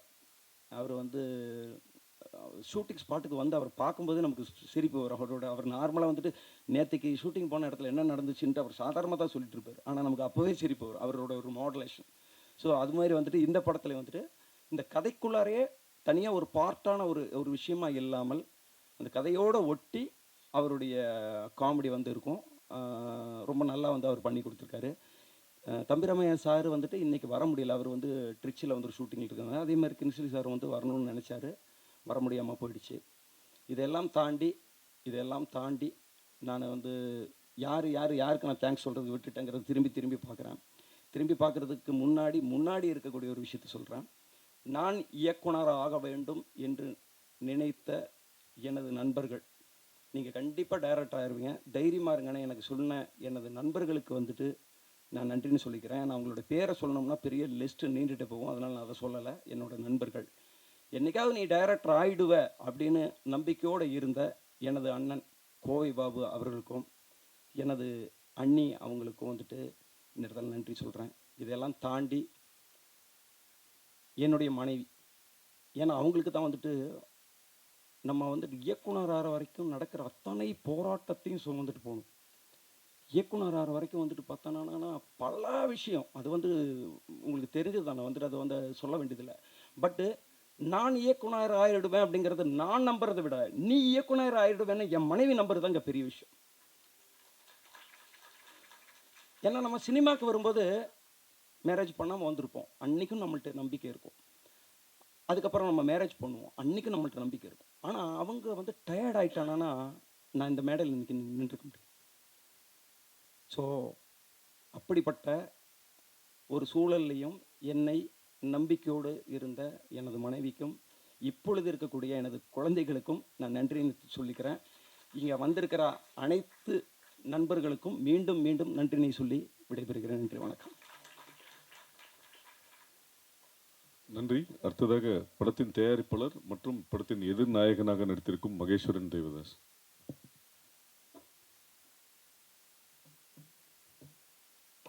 எல்லாருக்கும் வணக்கம். 9 வயசில் ஆசைப்பட்டேன் நடிகனாக ஆகணும்னு. டீச்சர் கேட்டாங்க, யார் எல்லோரும் என்னவா ஆக போகிறீங்கன்னு. நான் நடிகனாக ஆகணும்னு சொன்னேன். டீச்சர் பக்கத்தில் வந்து உக்காந்துக்கிட்டாங்க, அந்த மாதிரிலாம் ஆசைப்படாதப்பா, நடக்காது, படி, இன்ஜினியர் ஆயிரு அப்படின்னாங்க. சரி டீச்சர், அந்த ஆசை இன்னையோடு விட்டுட்டேன். ஓகே, நான் வந்து பெரிய கமல்ஹாசனோட ஃபேன். வயசு 11 இருக்கும்போது அபூர்வ சகோதரர்கள் வெளியானுச்சு. அப்போ வந்து எல்லாம் அந்த கேசட்டில் தானே படம் வரும். அப்போ என்ன ஆகும்னா, பக்கத்து வீட்டில் கேசட் வரும், அடுத்த நாள் திருப்பி கொடுத்துடணும். அவங்க படத்தை பார்த்துட்டு கொடுப்பாங்க, நீங்கள் பார்த்துருங்கன்னு. பரீட்சை டைம் ப்ரொஜெக்ட் இருந்துச்சு. ஃப்ரெண்டு வீட்டில் ப்ரொஜெக்ட் செஞ்சுக்கிட்டு இருந்தேன். அம்மா அடிக்கிறாங்க, அங்கே ஃபோன் அடிக்கிறாங்க, அபூர்வ சகோதரர்கள் கேசட் வந்துருச்சு, படம் பார்க்க போறியான்ட்டு. நான் உடனே வரேன்னேன். ஆனால் ப்ரொஜெக்ட் செஞ்சுட்டு உட்காந்துருக்கேன். ஃப்ரெண்ட்ஸை சொன்னேன், நானே முடிச்சிட்றேன், நான் வீட்டுக்கு போகணும், ஒரு அர்ஜென்ட் மேட்டர் இருக்குது அப்படின்ட்டு போய் சொல்லிவிட்டு, அந்த அவ்வளோ பெரிய ஒரு ப்ரொஜெக்ட் காற்றுல பறந்துடும், அதில் ஜாமான்லாம் ஒட்டி வச்சுருக்கோம். அதை வந்து அனுமான் மலையை தூக்கிட்டு போன மாதிரி இப்படி தூக்கிக்கிட்டு வீட்டுக்கு ஓடுறேன் கமல்ஹாசன் படம் பார்க்குறதுக்கு. 11 வயசில் போய் அபூர்வ சகோதரர்கள் படத்தை பார்த்தேன். ஸோ டீச்சர் வேணான்னு சொன்னால் கூட எங்கேயோ அந்த ஆசை ஒட்டிக்கிச்சு. அங்கேருந்து கட் பண்ணால் படம் பார்க்குறது, அப்புறம் கல்யாணம் ஆகிடுச்சு, பிள்ளைங்க இருக்குது, 2 பிள்ளைங்க இருக்குது. இப்படியே போயிட்டு கோவிட் வந்துச்சு. கோவிட் வரும்போது எல்லோரும் நெட்ஃப்ளிக்ஸ், ப்ரைம், அமேசான் எல்லாம் பார்க்க ஆரம்பித்தோம். பார்த்துக்கிட்டே இருக்கும்போது எல்லோரும் எல்லா படமும் பார்க்க ஆரம்பிச்சிட்டாங்க. என்ன சிங்கப்பூரில் வந்து என்ன ஒரு ஸ்பெஷல்னால், அந்த டாப் 10 படம் போடுவாங்க. ஸோ சீனர்கள் பார்ப்பாங்க, மலாய்க்காரங்க பார்ப்பாங்க. ஆனால் தமிழ் படம் மட்டும் எப்பவுமே டாப் 1 டாப் 2ல் இருக்கும். எல்லாருக்குமே தமிழ் படம் பார்க்க ஆசை. என்ன கொரியன்ஸ் படம் பார்ப்பாங்க, தமிழ் படம் ரொம்ப பார்ப்பாங்க. ஜப்பனீஸ் ரொம்ப தமிழ் படம் பார்ப்பாங்க. ஸோ எனக்கு தெரிஞ்சு போச்சு மார்க்கெட் திறந்து போச்சுன்ட்டு. அப்புறம் பார்த்தேன், சிங்கப்பூரில் வந்து நான் தான் வந்து சிங்கப்பூரில் 46 வயசில் வந்து oldest physique body building champion. 39 வயசில் ஆரம்பித்தேன். ஸோ ஒரு 46 வயசு வரைக்கும் ட்ரைனிங் பண்ணி நேஷ்னல் டைட்டில் தூக்குனேன். அப்புறம் யோசிச்சுட்டு இருந்தேன், அடுத்தது இந்த உடம்பை எங்கே போய் என்ன ஸ்டேஜில் வைக்கலான்ட்டுன்னு. சரி, எனக்கு வில்லன்னா ரொம்ப ஆசை. ஏன்னா ஒரு படத்துக்கு வந்து வில்லன் தான் வந்து எனக்கு டச் பாயிண்ட் வந்து ஒரு ஒரு முதுகு எலும்பு போல். ஏன்னா நான் வந்து பேட்மேன் படம் ரொம்ப ஆசை. பேட்மேன் படம் ரொம்ப ஆசை. ஏன்னா வில்லன்களுக்காக ஜோக்கர், ரிட்லர், பெங்குவின், வில்லன் தான் ஒரு படத்துக்கு வந்து கொண்டு போக முடியும். ரைட், இன்றைக்கி வரைக்கும் நான் கில்லி வந்து திருப்பி திருப்பி பார்ப்பேன். எனக்கு விஜய் சார் ரொம்ப பிடிக்கும். ஆனால் அந்த படத்தை திருப்பி திருப்பி பார்க்குறது பிரகாஷ் ராஜ் இருக்காங்க. ரைட், எனக்கு வந்து துப்பாக்கி படம் ரொம்ப பிடிக்கும். ஏன்னா அந்த ஹிந்தி வில்லனுக்காக. ரைட், இப்போ தனி ஒருவன் படம் திருப்பி திருப்பி பார்க்குறது வந்து அரவிந்த் சாமி சாருக்காக தான். ஸோ எனக்கு வந்து வில்லன் ஸ்ட்ராங்காக இருந்தால் படம் நிற்கும்னு எனக்கு தெரியும். ஸோ அதனால் நான் வந்து ரொம்ப கிளியர், வில்லனுக்காக தான் நான் உள்ளே வரேன் அப்படின்னு நான் வந்து. ஆனால் எனக்கு இங்கே வர்றதுக்கு வழி தெரியாது. இந்த இண்டஸ்ட்ரிக்குள்ளே வருது அவர் சுலபம் கிடையாது இல்லையா. 2 வருஷம் ஹோம்ஒர்க் செய்ய ஆரம்பித்தேன். எத்தனை டிபார்ட்மெண்ட் இருக்குது. ஏன்னா அந்த டைமில் வந்து கோவிட் டைமில் எல்லா ஆக்ட்ரஸும் இன்டர்வியூ கொடுக்க ஆரம்பிச்சிட்டாங்க ஜூமில். எல்லாமே யூடியூப்பில் பார்த்தா இன்டர்வியூவாகவே கொடுத்துட்டு இருந்தாங்க. எல்லாத்தையும் கேட்டு நோட்ஸ் எடுக்க ஆரம்பித்தேன் 2 வருஷம். இந்த இண்டஸ்ட்ரி எப்படி ஃபங்க்ஷன் பண்ணுது, எத்தனை டிபார்ட்மெண்ட் இருக்குது, யார் யாருக்கு என்னென்ன வேலைன்னு ஃபுல்லாக நோட்ஸ் எடுத்துகிட்டு 1 வருஷம் தேடினேன். அப்போ தான் அஷ்ரஃப் சார் வந்தார். ஓகே, அதுக்கு நடுவில் நிறைய பேர் ஏமாத்துறதுக்கு வந்தாங்க. சார் படம் நம்ம 1 கோடியில் எடுத்துடலாம் சார், 1.5 கோடியில் எடுத்துடலாம் சார், நீங்கள் 1 கோடி போடுங்க, உங்களுக்கு 50% ஷேர் சார், படம் ஹிட் ஆயிரும்னு சொல்லி எல்லாரும் வருஷம் கட்டிட்டு வந்தாங்க ஏமாத்துறதுக்கு. அவங்க எல்லாரையும் தேடி பொறுக்கி போட்டு கடைசியில் அஷ்ரஃப் கிட்ட வந்து சொன்னேன். அங்கேருந்து படம் எடுத்து 2 வருஷம் நிறைய கஷ்டங்களுக்கு நடுவில் செஞ்சோம். ஏன்னா எனக்கு வந்து சிங்கப்பூரில் வந்து பிஸ்னஸ் இருக்குது, 2 பிள்ளைங்க இருக்காங்க, சேல்ஸ் இருக்குது, ஒரு ஃபுட்பால் அகாடமி நடத்துகிறேன், கோச்சிங் கம்பெனி நடத்துகிறேன், நான் வந்து ஒரு ஆத்தர், நான் வந்து ஒரு இன்டர்நேஷ்னல் ஸ்பீக்கர், வெளியூருக்கெலாம் போய் பேசிட்டு வருவேன். இந்த கேப்புக்கு நடுவில் அந்த பேஷனை செஞ்சு எனக்கு வந்து ரொம்ப சிம்பிள். படம் வந்து ஒரு நார்மல் படம் எடுத்தாலே வந்து 5 கோடி ஆகும் சார், 6 கோடி ஆகும் சார் சொல்லுவாங்க. நான் சொன்னேன் அதெல்லாம் இல்லை, நல்லா கரெக்டாக பிளான் பண்ணால் வந்து அதை பாதியில் கூட இப்போ நல்ல படம் எடுக்கலாம். எனக்கு நல்ல படம் கொடுக்கணும். ஏன்னா நம்மளாம் அவ்வளோ கஷ்டப்பட்டு தானே வீட்டுக்கு போனால் நமக்கு வந்து என்டர்டெயின்மெண்ட்டே படம் தான். ஸோ எனக்கு வந்து நல்ல படம் கொடுக்கணும். நான் ப்ரொடக்ஷன் கம்பெனி ஆரம்பிச்சது எங்களோட தாத்தாவோட பேரில். எனக்கு வந்து நல்ல படம் கொடுக்கணும். இந்த படத்தில் கூட நான் ரொம்ப கிளியர், என் ப்ரொடக்ஷன் கம்பெனியில் 2 விஷயம் ஒன்று நடக்கணும். ஆபாச காட்சிகள் இருக்கக்கூடாது, லேடிஸ்க்கு ரெஸ்பெக்ட் கொடுத்து தான் எடுக்கணும். தேவைப்படாமல் வந்து ஒரு லேடியை வந்து ஆபாசமாக காட்டுறது எனக்கு பிடிக்காது. ஃபேமிலியாக படத்துக்கு வரணும். ஒரு பிள்ளையோட கண்ணை மூடிட்டு படத்தை பார்க்க சொல்லக்கூடாது. சில படத்துக்கெலாம் போனால் பிள்ளையோட கண்ணை முடிக்குவாங்க. நான் சொன்னேன் அந்த மாதிரி இருக்கக்கூடாது, என்டர்டெயின்மெண்ட்டாக இருக்கணும். அது வந்து ஒரு தியேட்ரிக்கல் எக்ஸ்பீரியன்ஸாக இருக்கணும். ஸோ நான் அஷ்ரஃப் கூட உட்காரும்போது கதை கேட்கும்போது நேராக சொன்னேன், எனக்கு கதை நல்லா இருக்குது, இதோட டீசர் என்ன, ட்ரெய்லர் என்ன. நான் அப்படி தான் வந்து படத்தை கேட்பேன். டீசர் என்ன, ட்ரெய்லர் என்ன, அதோட கட் எனக்கு தெரியணும். அதுக்கப்புறம் ஷார்ட் ஃபிலிம் எடுப்போம். உங்களுக்கு அந்த 20 நிமிஷம் எப்படி எடுக்கிறீங்க நான் பார்த்துறேன். அப்புறம் 2 மணி நேரத்துக்கான ஆப்பர்ச்சுனிட்டி நான் கொடுத்துட்றேன். ஸோ அப்படி தான் இந்த படம் வந்திருக்கு. படம் வந்து ஒரு முக்கியமான ஒரு சோஷியல் மெசேஜை க்ரைம் த்ரில்லர் ஜான்ராவில் சொல்ல முடியும்னு எடுத்த முதல் அட்டெம்ப்ட். இந்த மாதிரி யாரும் எடுத்தது கிடையாது எனக்கு தெரிஞ்சு. ஏன்னா நான் ரொம்ப படம் பார்ப்பேன், தெலுங்கு, கன்னடா, மலையாளம், கொரியன், ஜப்பனீஸ், கேளுங்க நான் சொல்லுவேன் படத்தை பற்றி. ஸோ நிறைய ஹோம்ஒர்க் பண்ணிட்டு வருவேன். ஸோ அதனால் எனக்கு நல்லா தெரியும் என்னென்ன எங்கெங்கே போனால் எந்தெந்த ஊரில் என்னென்ன படம் ஓடுன்னு எனக்கு தெரியும். ஸோ இந்த படம் வந்து சம்திங் டிஃப்ரெண்ட். எனக்கு வந்து நான் யோசிக்கும் போது ஒரு இன்டர்நேஷ்னல் மார்க்கெட்டுக்கு என்ன கொடுக்கணும், அதை வந்து எப்படி எக்ஸிக்யூட் பண்ணணும், என்ன மாதிரி டீம் இருக்கணும், அந்த மாதிரி இந்த படம் நீங்கள் பார்க்க போகிறது கூட நான் சிங்கப்பூர்லேருந்து ஒரு டீமை கூப்பிட்டு வந்து இந்த படத்தை பார்த்து என்ன கமெண்ட்ஸ் இருக்கோ அதை திருப்பி ரீஎடிட் பண்ணி பர்ஃபெக்ட் வெர்ஷனாக தான் நான் வெளியே கொண்டு வரேன். அது வரைக்கும் நான் விடவே இல்லை. இந்த படத்தை நாங்கள் 2023 ஜூனில் முடித்தோம். ஃபைனல் காப்பி 2023 டிசம்பரில் இருந்துச்சு. ஆனால் நான் ஒரு வருஷம் எடிட் பண்ணியிருக்கேன் படத்தை. எனக்கு வர அந்த பர்ஃபெக்ட் வர வரைக்கும் நான் எடிட் பண்ணிக்கிட்டே உட்காந்துருந்தேன். ஏன்னா எனக்கு வந்து அது என்னோடய ப்ரொடக்ஷன்னு சொல்கிறத விட எனக்கு நல்ல படம் கொடுக்கணும். ஸோ அந்த படத்துக்கு வந்து நான் முதல்ல ரொம்ப தேங்க்ஸ் சொல்ல போகிறது வந்து என்னோடய பார்ட்னர் ஷெண்டி சாருக்கு. நான் வந்து யாருமே தெரியாமல் சென்னைக்கு வந்தேன். எனக்கு யாருமே தெரியாது.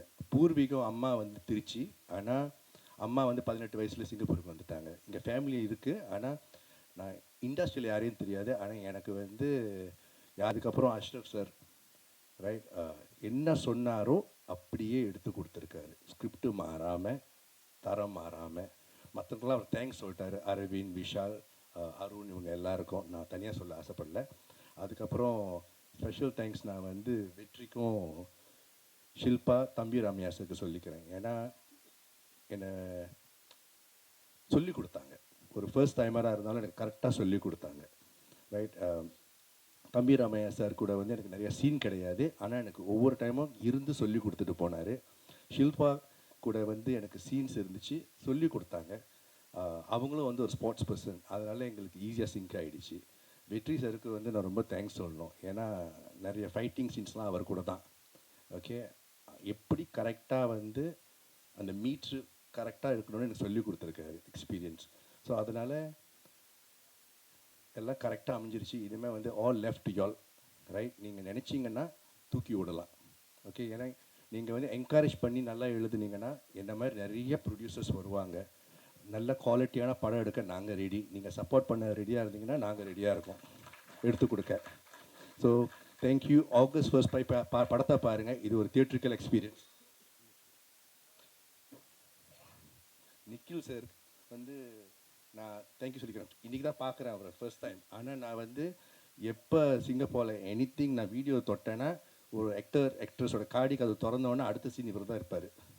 ஸோ எனக்கு இப்படி ஒருத்தர் இருக்காருன்னு எனக்கு நல்லா தெரியும், பேர் அப்போ தெரியாது. இன்றைக்கி தான் பார்த்தேன். இப்போ கரெக்டாக வராரு, இங்கே போங்க அங்கே போங்க கரெக்டாக எக்ஸிக்யூட் பண்ணுறாரு. ஏன் அவர் வந்து இவ்வளோ பாப்புலர்னு எனக்கு தெரியும். ஸோ இவரும் வந்து தேங்க்யூ சொல்லிக்கிறேன். அறிமுகம் இல்லை இருந்தாலும் தேங்க்யூ சொல்லிக்கிறேன். ஏன்னா நான் வந்து நிறைய படம் சேர்ந்து செய்ய போகிறோம். அதனால் தேங்க்யூ சார். ஓகே, அண்ட் யாராவது விட்டுட்டேனா சார்? Okay, so thank you. நான் வந்து ஸ்டேஜை வந்து நான் நம்ம ஹீரோ சாருக்கு கொடுத்துட்றேன். Thank you very much. அடுத்ததாக நாயகன் வெற்றி, அதனைத் தொடர்ந்து கொஸ்டின் ஆன்சர். ஸோ அனைவருக்கும் வணக்கம். ஃபஸ்ட்டு இந்த படத்தில் எனக்கு வாய்ப்பு கொடுத்த மகேஷ் சாருக்கும் சாண்டி சாருக்கும் என்னோட நன்றியை தெரிவிச்சுக்கிறேன். சென்னை ஃபைல்ஸ் முதல் பக்கம் இந்த படத்தில் வந்து நான் நடித்தா கரெக்டாக இருக்கும் அப்படின்னு டிசைட் பண்ண அஷ்ரஃபுக்கு என்னோட நன்றியை தெரிவிச்சுக்கிறேன். அவரோட ஷார்ட் ஃபிலிம் பார்த்தேன். பார்க்கும்போதே ஒரு கான்ஃபிடென்ஸ் இருந்தது. ஓகே, இந்த ஆள் கரெக்டாக படம் மேக் பண்ணுவார், குவாலிட்டியாக எடுப்பார் அப்படின்ற ஒரு நம்பிக்கை இருந்தது. அதே மாதிரி சொன்ன நம்பர் ஆஃப் டேஸில் கரெக்டாக ஷூட்டிங்கை முடிச்சு கொடுத்தாரு. ஸோ ரொம்ப நாளைக்கு அப்புறம் ஒரு இன்டென்ஸான ஒரு க்ரைம் த்ரில்லர் படம் பண்ணியிருக்கோம். அதெல்லாம் ஒரு ஃபேமிலியாக பண்ணியிருக்கோம். ஸோ நடித்தவங்க அத்தனை பேருக்கும் என்னோட நன்றி. தம்பி ராமையா சார், ஷில்பா, அப்புறம் அனிகா, எல்லாருக்குமே என்னோட நன்றியை தெரிவிச்சுக்கிறேன். ஆகஸ்ட் 1 படம் தேட்டரில் ரிலீஸ் ஆகுது. எல்லாம் ஃபேமிலியோடு போய் பாருங்கள், எப்படி இருக்குன்னு சொல்லுங்கள். தேங்க்யூ. கேள்விகள் ஏதாவது அந்த சைடு?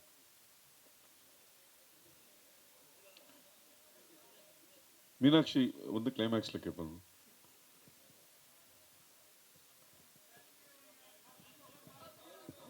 ஒன் செகண்ட் சொல்லுங்க வாசுதேவன். யாருக்கு? டைரக்டர்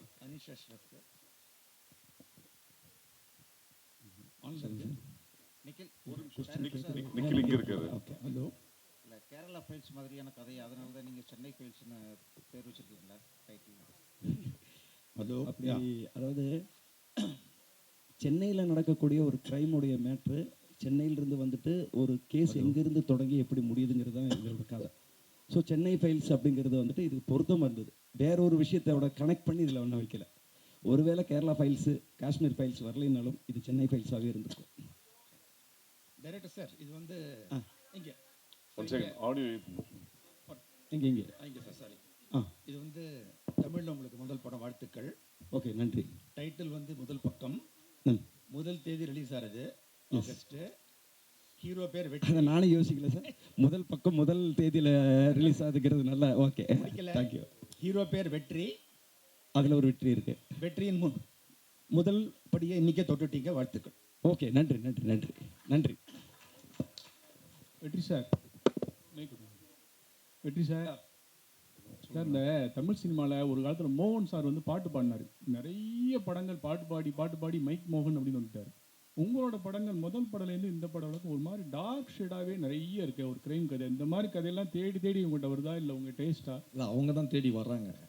அந்த கேரக்டருக்கு நீங்கள் தான் பண்ணணும் அப்படின்னு சொல்லி அவர் தான் சொல்கிறாரு. நம்ம கலர்ஃபுல்லாக பண்ணுறதுக்கு நம்ம ரெடி தான், பார்ப்போம். சார், இயக்குனருக்கு ஒரு கேள்வி. சொல்லுங்க. வாழ்த்துக்கள், பார்க்கறதுக்கு நல்லா இருந்துச்சு சார் ட்ரெய்லர் பார்க்குறது. ஓகே பட் யூஏன்னு போட்டிங் சென்சார்டுன்னு போட்டிருக்கீங்க. ஓகே. ஆனால் இதுக்கான ட்ரெய்லரும் பாடல்களையும் சென்சார் வாங்கலையா இன்னும்? ஏன்னா நீங்கள் 126.22 மினிட்ஸ்னு வருது சென்சார் சர்டிஃபிகேட். அதாவது படத்தோட சென்சார் சர்டிஃபிகேட்டை போட்டுட்டு இது போடுறீங்க. அந்த சாங்ஸில் பார்த்தீங்கன்னா மது அருந்துற காட்சிலாம் இருக்குது. அதில் எங்கேயுமே ஸ்டாட்டுட்டரி வார்னிங்கே போடாமல் இருக்கீங்க. அது தெரிஞ்சு அப்படியே மேனிப்புலேட் பண்ணுமே அப்படின்ற மாதிரி பண்ணிட்டீங்களா தைரியமாக? இல்லை அப்படி இல்லை. என்னென்ன ஆக்சுவலி வந்துட்டு இன்னைக்கு வந்து நம்ம அந்த ட்ரெய்லர் லான்ச் வந்துட்டு பண்ணுறது வந்து பிளான் முதல்ல இல்லை. ஆனால் வந்துட்டு இன்றைக்கி பண்ணணுங்கிற மாதிரியான ஒரு நெசிட்டி அமைஞ்சுது. ஸோ நம்மளுடைய பத்திரிகையாளர்களுக்கு வந்துட்டு நம்ம படத்தை வந்து அவங்களுக்கு காட்டணும். அவங்க தான் வந்துட்டு இதை வந்து சரி என்ன பண்ணலாம் அப்படிங்கிறது. ஆனால் நான் அங்கே ஒரு தப்பு தான் நடந்திருக்கு, நான் இல்லைன்னு சொல்லலை. இதை வந்து நம்ம வந்து ப்ராப்பராக வந்துட்டு ட்ரெய்லரை வந்து ரிலீஸ் பண்ண போகிறது 25th மேலே தான். 25th மேலே தான் ட்ரெய்லர். ஆனால் டீசர் வந்து நம்ம ஆல்ரெடி ரிலீஸ் பண்ணிட்டோம், ப்ராப்பராக ரிலீஸ் இது எக்ஸ்க்ளூசிவ் ஒன்லி மீடியா பார்க்கறதுக்கு. ஆமாம், மீடியா பார்க்குறதுக்கு. மீடியாங்கிறது வந்து மற்றவங்க போய் சேர்றதுக்கு முன்னாடி நீங்கள் போய் சேர்ந்துருவீங்கிறதுனால அந்த மரியாதையாக வந்து, அதாவது சொல்லுவாங்களே ஒரு மர்டர் நடந்த இடத்துல போலீஸ் வர்றதுக்கு முன்னாடி மீடியா போயிடும். அப்படி வந்து என்னுடைய மீடியா வந்து பார்க்கணுங்கிறதுக்காக அப்படி ஒரு விஷயம் இருக்குது. ஆனால் இதில் கூட இன்னொரு விஷயம் சொல்கிறேன். ஒரு கதை ஸ்டோரி ஒன்று நம்ம நரேட் பண்ணியிருக்கேன். ஒரு ஊரில் ஒரு சிங்கம் இருந்தது, அது ஒரு ஆர்ட் அப்படிங்கிற ஒரு விஷயம். அது வந்து அந்த வாய்ஸ் வந்து நம்ம இயக்குனர் நடிகர் சமுத்திரக்கனி அண்ணன் வந்து பேசி தரதா சொல்லியிருக்காரு. ஸோ அவர் வந்து இப்போ ஒரு ஹைதராபாத்தில் ஷூட்டிங்கில் இருக்கார். ஸோ அவர் வந்ததுக்கப்புறம் இந்த மிக்சிங் வேலையெல்லாம் பண்ணிவிட்டு ப்ராப்பராக வந்து ரிலீஸ் பண்ணணுங்கிறதுக்கு முன்னாடியே வந்துட்டு ஒரு ரிலீஸ் பண்ண வேண்டிய ஒரு நெசிட்டி வந்தது. சரி, அந்த நேரத்தில் வந்து நம்ம பத்திரிகையாளர்கள், நம்ம குடும்பமான தொலைக்காட்சி நண்பர்களுக்கு வந்து நம்ம காட்டுறதுல தப்பு இல்லைங்கிறதுக்காக பண்ணியிருக்கோம். தவறு இருந்தால் வந்து மன்னிச்சேன். டேரக்டர் சார் மூட்டை இது சார் சொல் சார். இப்போது படத்தில் வந்து முதல் பக்கம் டைட்டில் வச்சுருக்கீங்க. ஓகே. பட் எப்பவுமே இப்போ ஒரு புக்குன்னு எடுத்துக்கிட்டா கிளைமேக்ஸ் வந்து கடைசி பக்கத்தில் தான் இருக்கும். ஓகே. இதுக்கு படத்துக்கு முதல் பக்கம்னு டைட்டில் வச்சதுக்கு என்ன காரணம்? அது மட்டும் இல்லாமல் இந்த படத்தில் சிங்கம் யார், நரி யார்?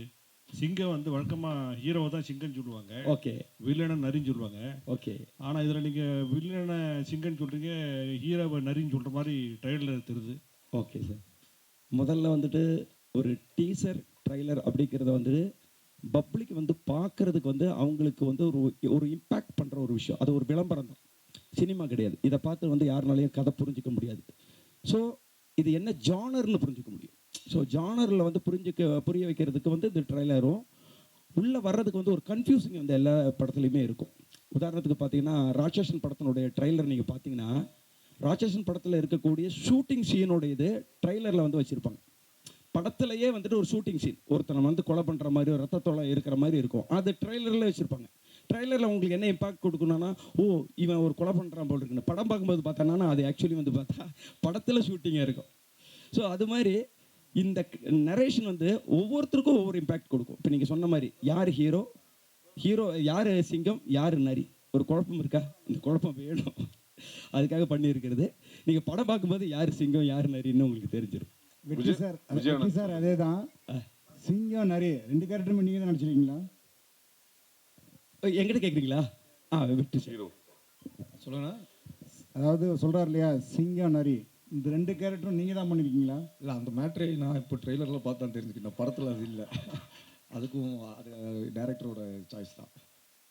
மைக்கு தயாரிப்பாளர் சார். ஆக்சுவலி நம்ம ஹீரோட்ட வந்து கதை சொல்லுவோம், படத்தோடைய கதை சொல்லுவோம். ஹீரோட்ட வந்து ட்ரெய்லர் சொல்ல மாட்டோம். அவரே வந்து இப்போ தான் ட்ரெய்லர் பார்த்துருக்காரு. யார்கிட்ட மைக்கு கொடுக்கணும்? தயாரிப்பாளர், ப்ரொடியூசர், வில்லன் கிட்ட. சார் இப்போ நீங்கள் படங்கள்லாம் பார்த்துட்டு ஹீரோவை பிடிக்கல, அதாவது ஹீரோவை இன்ஸ்பயர் பண்ணல, அந்த வில்லனை தான் எனக்கு இன்ஸ்பயர் ஆச்சு, அதனால தான் வில்லனாக நடிக்க வந்திருக்கேன் அப்படின்னு சொன்னீங்க. நிறைய ஹீரோ பேர் சொன்னீங்க. நீங்கள் எந்த இன்ஸ்பிரேஷனில் வந்தீங்க, எந்த மாதிரி வில்லனாக ஆகணும் அப்படின்னு சொல்லிட்டு நீங்கள் நினைக்கிறீங்க? இல்லை, நான் முதலே சொன்னது தான் சார். இப்போ துப்பாக்கி படத்தோட வில்லன் தனி ஒருவனோட மாதிரி வில்லன், அதாவது ஒரு கிளாஸி வில்லன் அந்த படத்தை வந்து எலிவேட் பண்ணணும். அதாவது இப்போ இந்த படம் எடுக்கும்போது கூட அவர் கதை சொல்லும் போது நான் சொன்னேன், சார் நீங்கள் ப்ரொடியூஸ் பண்ணுறீங்க, மேபி உங்களுக்கு எக்ஸ்ட்ரா சீன்ஸ் அதெல்லாம் தேவையில்லை, அந்த கதைக்கு என்ன தேவையோ, அந்த வில்லனுக்கு எவ்வளோ தேவையோ, அந்த மீட்டருக்குள்ளே நான் எவ்வளோ பெர்ஃபார்ம் பண்ண முடியுமோ நான் பண்ணி கொடுப்பேன்.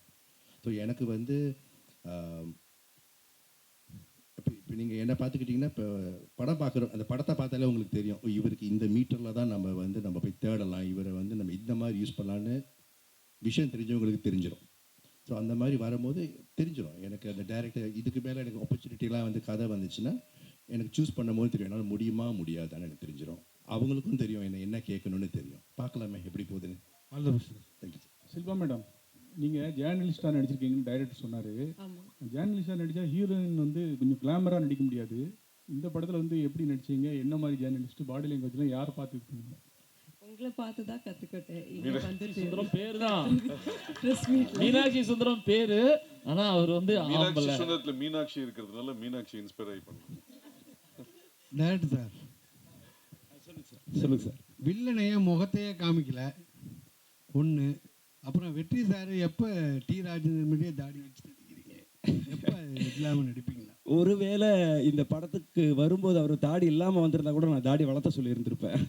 ஏன்னா இந்த கதைக்கு வந்துட்டு தாடி வளர்த்துன ஒரு கேரக்டர் தான் எனக்கு தேவைப்படுது. அது ஆல்ரெடி அவர் தாடியோடய முன்னாடி நடிச்சிட்டு இருந்தார். ஸோ இந்த கதைக்கும் அது தேவைப்பட்டதுனால அப்படின்னு. வில்லனை ஏன் வந்து முகத்தையே காட்டலைன்னா, அவரை வந்து ஒரு ஃபுல் மூவியாக வர்ற நேரத்தில் அவரை பார்த்தா நல்லா இருக்கும்னு நான் எதிர்பார்க்குறேன். ஏன்னா என்னதான் இருந்தாலும் அவர் வந்து தயாரிப்பாளர் இருந்தாலும் இந்த படத்தில் வந்து ஒரு அறிமுக நாயகன். அந்த அறிமுக நாயகனை ஒரு சின்ன ஷார்ட் டைமில் வந்து நம்ம காட்ட வேணாம், பிக் டைமில் காட்டுவோம் அப்படிங்கிறதுக்காக அவரை நான் வந்து ஹைட் பண்ணி வச்சுருக்கேன். சார், ப்ரொடியூசருக்கு படம் முடிச்சிட்டிங்க, ஆனாலும் கிட்டத்தட்ட ஒரு 2 years கிட்ட உட்காந்து எடிட்டே பண்ணிட்டு இருக்கோம் அப்படின்னு சொன்னீங்க. நீங்கள் 1 year why took so much time? நீங்கள் எக்ஸிக்யூஷன் பண்ணீங்க, அது கூட ஷார்ட் ஃபிலிம்லாம் எடுத்து பார்த்துட்டீங்க, படமும் முடிஞ்சிருச்சு. Then why you took 1 year to edit? நாங்கள் அந்த டயத்துக்கு வெயிட் பண்ணினோன்றது வேறு, but still I was sizzling the படம்ன்றதுக்கான ரீசன் இல்லை. ஏன்னா அந்த ஒரு டைமில் சார், அந்த 1 year இருக்குல்ல, எடிட் பண்ணுறது ஒரு பக்கம். அந்த டைமில் வந்து மார்க்கெட்டில் பார்த்தீங்கன்னா புது படம் எல்லாமே வெளியே வரல, எல்லாம் பழைய படமாகவே ரிலீஸ் பண்ணிட்டு இருந்தாங்க. கர்ணன், கில்லி இதெல்லாம் திருப்பி வந்துகிட்டு இருந்துச்சு. ஸோ ஒரு டைம் இருந்துச்சு, அந்த டைம் சரியாக இருக்கணும் இல்லையா? அந்த மார்க்கெட்டிங்னு ஒரு டைம் இருக்குது. ஸோ அந்த ஒரு டைம் வந்து மஞ்சுபல் பாய்ஸ்லாம் ஓடிக்கிட்டு இருந்துச்சு. So I say let's wait, அந்த ஒரு டைம் வரட்டும் கரெக்டாக. But will just keep. ஏன்னா ஒரு க்ரைம் த்ரில்லரை எடிட் பண்ணுறது இருக்குல்ல, நாட் அ ஈஸி ஜாப். அந்த கரெக்டாக அந்த மீட்டரில் உக்காரணும், ரைட்? அப்புறம் பாட்டு இருக்குது, அந்த பாட்டை நம்ம திருப்பி இது பண்ணோம். அந்த பாட்டை வந்து மாஸ்டரிங் கூட நம்ம லண்டனில் கூட கொண்டு செஞ்சுட்டு வந்தோம். அந்த குவாலிட்டியை கொண்டு வருவோம், கரெக்டான டைமில் கொண்டு போவோம். ஏன்னா படம் வந்து 4 கோடியோ 5 கோடியோ அதை நம்ம கரெக்டாக மார்க்கெட்டிங் பண்ணணும். பிகாஸ் நான் வந்து பிஸ்னஸ் மேன். அது டைம் எடுத்துக்கிட்டாலும் கரெக்டாக மார்க்கெட்டிங் கரெக்டாக இருக்கணும், கரெக்டான டைமில் வரணும். ஸோ நாங்கள் படத்தை ரிலீஸ் பண்ணலான்னு பிளான் பண்ணது லாஸ்ட் இயர் நவம்பர். அங்கேருந்து நாங்கள் பார்த்துக்கிட்டே வரோம். இப்போ இந்த டைம் கரெக்டாக இருக்குன்னா ஒரு 1 to 2 weeks டைம் ஃப்ரேம் வேணும் கரெக்டான டைமில் வெளியாக்குறதுக்கு இல்லையா? கரெக்டாக இப்போ அமைஞ்சிச்சு. எனக்கு வந்து மார்ச்சில் ரிலீஸ் பண்ண சொல்லியிருந்தா கூட பண்ணியிருப்போம். ஆனால் பெரிய படங்கள் வந்துக்கிட்டே இருக்குது, நமக்கு ஸ்க்ரீன்ஸ் கரெக்டாக கிடைக்கணும், அதெல்லாம் பிளான் பண்ணணும். சும்மா எடுத்தோம் அப்படின்னு பண்ண முடியாது, ரைட்? படம் நல்லாயிருக்கும், ஆனால் நீங்கள் கரெக்டாக கொண்டு போய் சேர்க்கணும்னா படம் நல்லா ரீச் வராது இல்லையா? ஸோ கரெக்டாக பொறுமையாக கொண்டு போயிருக்கோம், அவ்வளோதான். டைரக்ட் சார் ஒரு விஷயம் சொல்லுங்கள். அதாவது புது தயாரிப்பாளரோ இல்லை ஏற்கனவே படம் எடுத்துக்கிட்டு இருந்த தயாரிப்பாளரோ, அங்கே இருக்கீங்க, புது தயாரிப்பாளரோ ஏற்கனவே படம் எடுத்துக்கிட்டு இருந்த தயாரிப்பாளரை விட நீங்கள் நெருங்கி ஒர்க் பண்ணிடலாம். இவர் எல்லா விவரம் தெரிஞ்சவராக இருந்தார், இதனால் எப்படி ஒர்க் பண்ணீங்க? பிரச்சனை வந்துதான்? ஆக்சுவலி வந்துட்டு அது ஒரு வகையான ப்ளஸ்ஸாக இருந்தது. ஏன்னா எந்த ஒரு இயக்குனரும் ஒரு கதை வந்து அவங்க எழுதும் பொழுது இது சூப்பராக இருக்கும் அப்படின்னு சொல்லி தான் அவங்களுக்குள்ள ஒரு நம்பிக்கை இருக்கும், அதில் மாற்றமே இருக்காது. ஸோ அப்படி எடுத்து கூட ஏன் படம் ஃபெயிலியர் ஆகுது அப்படிங்கிற ஒரு கொஸ்டின்ஸ் இருக்குது. நல்ல படம் தானே, நல்ல கதை தானே யோசிச்சிருப்பா, அப்படி இதை வந்து ஃபெயிலியர் படம் பண்ணணும்னு யாரும் யோசிச்சிருக்க மாட்டாங்க. அப்படி ஒரு நல்ல கதை யோசித்து கூட வெளியில் வரும்போது அந்த படம் ஃபெயிலியராக மாறுதுன்னா அதில் சில குறைகள்லாம் இருந்திருக்கும். அந்த குறைகள் வந்து ஒரு இயக்குனராக, ஏன்னா அந்த படத்தினுடைய ஒரு தந்தையாக எனக்கு என் மகன் மேலே வந்து எனக்கு குற்றம் தெரியாது. அந்த குற்றத்தை வந்துட்டு அவர் வந்து எடுத்து சொல்லும்போது அவர் சொன்ன எல்லாத்தையுமே நான் மாற்றலை. அவர் வந்து நான் நிறைய சிங்கப்பூரில் இருக்கக்கூடிய நண்பர்கள் காட்டினேன், நான் பார்த்தேன். எனக்கு இந்த இடத்துல மட்டும்தானா அதை நான் திரும்ப வந்து நான் பார்ப்பேன்.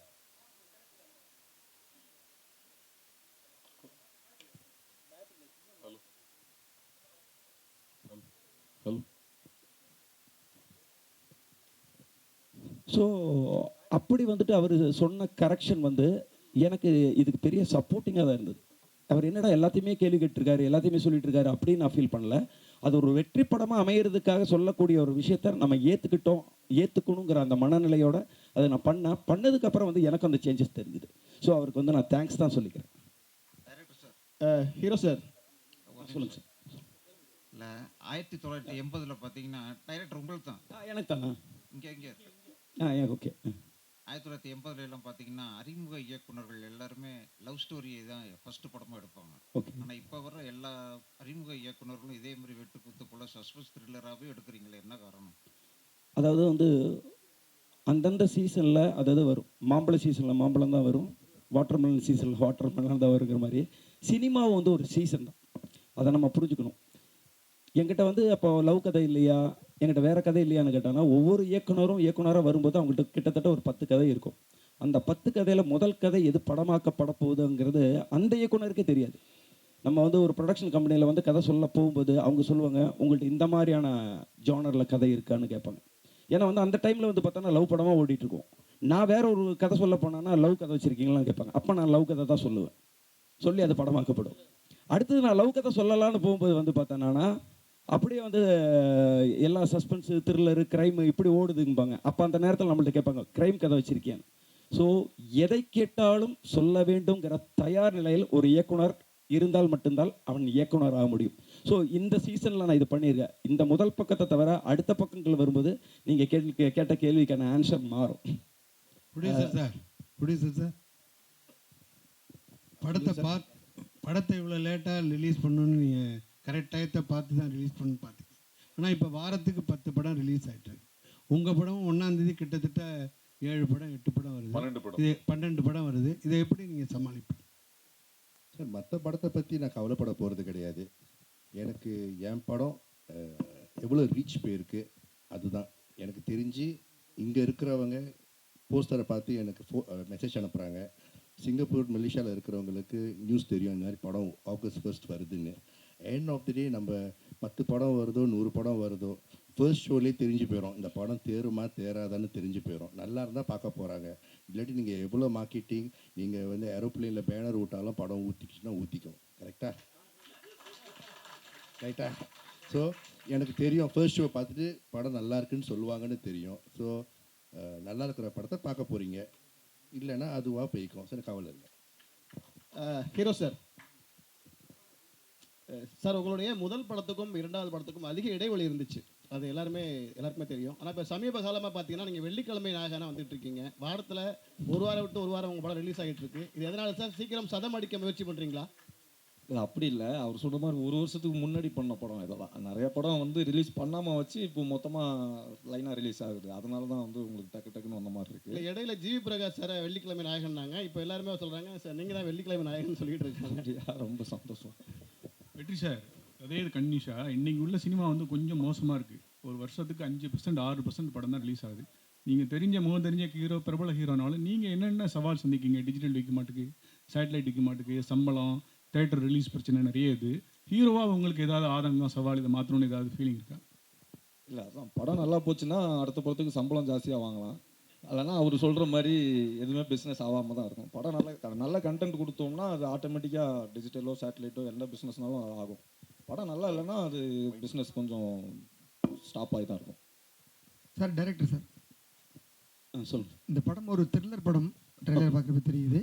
ஹீரோ வெற்றி அண்ட் ஹீரோயின் ஷில்பா மஞ்சுநாத் இவங்களுக்குள்ள கெமிஸ்ட்ரி எப்படி இருந்தது? ஸோ அவங்கள்ட்ட தான் கொஞ்சம் பர்ஃபார்மன்ஸ் எதிர்பார்த்து வருவாங்க. அந்த ரசிகர்களுக்கு என்ன மாதிரியான இதாக இருக்கும்? ஓகே, இந்த கேள்வி ஆக்சுவலி அவங்க 2 பேர்த்திட்டு கேட்டிருக்கணும். பரவாயில்ல, ஒரு இயக்குனராக சொல்கிறேன். யாரோ சொன்னாங்க ரிப்போர்ட்டராக நடிக்கும்போது வந்து கிளாமராக இருக்காது, அப்படி இருக்கும்போது வந்து நீங்கள் எப்படி நடிச்சிங்கன்னா உண்மையாலுமே கிளாமர் கிடையாது. உண்மையாலுமே கிளாமர் இல்லாமல் ஒரு ரிப்போர்ட்டர் அவங்க கரெக்டான ஒரு பதில் சொன்னாங்க. இந்த ரிப்போர்ட்டர் எங்கேருந்து கற்றுக்கிட்டாங்க, உங்கள்ட்ட இருந்து கற்றுக்கிட்டாங்கன்னு. அதே மாதிரி தான் படத்தில் அவங்கள தெளிவான ஒரு ரிப்போர்ட்டராக மட்டும்தான் காட்டியிருக்காங்க. டக்குன்னு 2 பேர் வந்து பார்த்தாங்க, கண்ணும் பார்த்தது காதல் பாட்டு போனதுங்கிறது என் படத்தில் இல்லை. ஆனால் அவங்களுக்கான ரோலில் 2 பேரும் எப்படி ட்ராவல் பண்ணணுமோ அதை நான் கரெக்டாக காட்டியிருக்கிறேன். அந்த ட்ராவலில் அவங்களோட கெமிஸ்ட்ரி வந்து கரெக்டாக இருந்தது. வெற்றி சார், இப்போ நீங்கள் கூட சொன்னீங்க படத்தினுடைய கண்டென்ட் நல்லா இருந்தால் நல்லா ஓடும், இல்லைன்னா ஓடாது அப்படின்ட்டு. ஆனால் இல்லை ஓடுறது சொல்லல, பிஸ்னஸ் ஆகுறது. பிஸ்னஸுக்கு சேட்டலைட்டோ பிஸ்னஸுக்கே கண்டென்ட் தான் முக்கியங்கிறப்ப அதை வச்சு ஹீரோக்கள் சம்பளத்தை ஏற்றுறது அப்படிங்கிற ஒரு விஷயம் இருக்குல்ல, அதை பற்றின ஒரு விமர்சனம் பல பேரும் சொல்லிகிட்டே இருக்கிறாங்க. படத்துடைய கண்டென்ட் தான் முக்கியம், டைரக்டர் தான், நீங்களும் அதை சொல்கிறீங்க. ஆனால் ஹீரோக்களுடைய சம்பளம் ஏற்றுறாங்களே, அதை பற்றி நான் நினைக்கிறேன். நான் ஒன்றும் ஏற்றலையே, பொதுவாக சொல்கிறேன். இப்போ நீங்கள் பேசுகிறது சினிமா இண்டஸ்ட்ரி பற்றி பொதுவாக சொன்னீங்க, அது மாதிரி பொதுவாக சொல்கிறேன். அந்த மாதிரி ஒரு விமர்சனம் இருக்குல்ல. இல்லை அவங்க கொடுக்குறாங்க, இவங்க வாங்குறாங்க, அவ்வளோதானே. கொடுக்குறவங்க இருக்கிற வரைக்கும் வாங்குறவங்க வாங்கிட்டு தானே இருப்பாங்க. நன்றி. Yeah, Shilpa. My question to Shilpa, ma'am. Yeah. Shilpa, playing a journalist in a crime thriller must have been exciting and challenging too. We all know you're a perfectionist. What kind of homework you did exactly to do justice to the character? Because the whole film revolves around you. Sir, to correct, it doesn't revolve around me because இது த்ரில்லர்னால வெற்றி and Mahesh அவர் கூட தான் ஒரு journey தான். இது கூட வந்துட்டு ஒரு அந்த பிரிட்ஜ் வந்துட்டு நான் சேர்ந்து தரேன். ஸோ அந்த மாதிரி கேரக்டர் தான் இந்த படத்தில் பண்ணியிருக்கேன். No, I am not. I'm helping him to unreveal it. So, and எப்படியான ஹோம்ஒர்க் பண்ணேன் போது நான் இண்டஸ்ட்ரிக்கு வரும்போதே இந்த தியேட்டர்ஸ் பண்ணிட்டு தான் நான் வந்தேன். வீதி நாடகம் அதெல்லாம் பண்ணிட்டு தான் கற்றுட்டு தான் வந்தேன். ஸோ அங்கே Prakash Belawadi sir was my guru. So first thing what he told to be a good actor is, நீங்கள் ஒரு பார்க்கும்போது ஒரு வித்தியாசமாக இருக்குன்னா you have to be like a sponge, you have to absorb them. So நான் வீட்டுக்கு போயிட்டு like if I see something interesting I will start behaving like them. So as a person I am like that. So whenever I come see you all, there are so many characters, so it was not difficult for me because morning in the night we will be around you, talk with you, like interviews irukla. So playing you guys was not a difficult task for me. The body language irukla, neenga question kekra attitude irukla. In fact neenga question kekkumbodhu or attitude irukku, or friendly ah irukumbodhu normal ah pesumbodhu innor attitude irukku. So that is something as a journalist at the thin line maro. When I was questioning him in the movie also, நீங்கள் ஃப்ரெண்ட்லியாக மாறுறதுக்கும்போது ஒரு attitude மாறிடும். And ஒரு ஜேர்னலிஸ்டாக கேட்கும்போது there is ஒரு கத்து இருக்கும். And there is a power in your pen. Like the journalism ஒரு மைக் கொடுக்கும்போது ஒரு பவர் இருக்குது, நாங்கள் அதை அவாய்ட் பண்ண முடியாது. So you ask my question, I can't say, நான் சொல்ல மாட்டேன், because that's a power. So ஜேர்னலிஸ்ட்டுக்கு அந்த பவர் இருக்குது, அந்த வாய்ஸில் இருக்கட்டும், அந்த பெனில் இருக்கட்டும். So I think that was important here. Thank you. One second. Bharath வந்து ஒரு கொஸ்டின் கேட்டிருந்தாரு, இந்த மாதிரி 1 வருஷம் ஏன் எடிட்டிங், 1 வருஷம் ஏன் தள்ளின்னு. இதை வந்து ஃபோனில் பலமுறை நான் அவர்கிட்ட நேரில் பார்க்கலனாலும் ஃபோனில் ப்ரொடியூசர்கிட்ட சொல்லும் போது, இது ஃபைனான்ஸ் வாங்கி எடுக்கப்படும் படம் அல்ல, என் சொந்த படத்தில் எடுக்கிற படம். இது மட்டும் தமிழ்நாட்டில் வந்து 1500 ஸ்க்ரீன்ஸ் மேலே இருக்குது.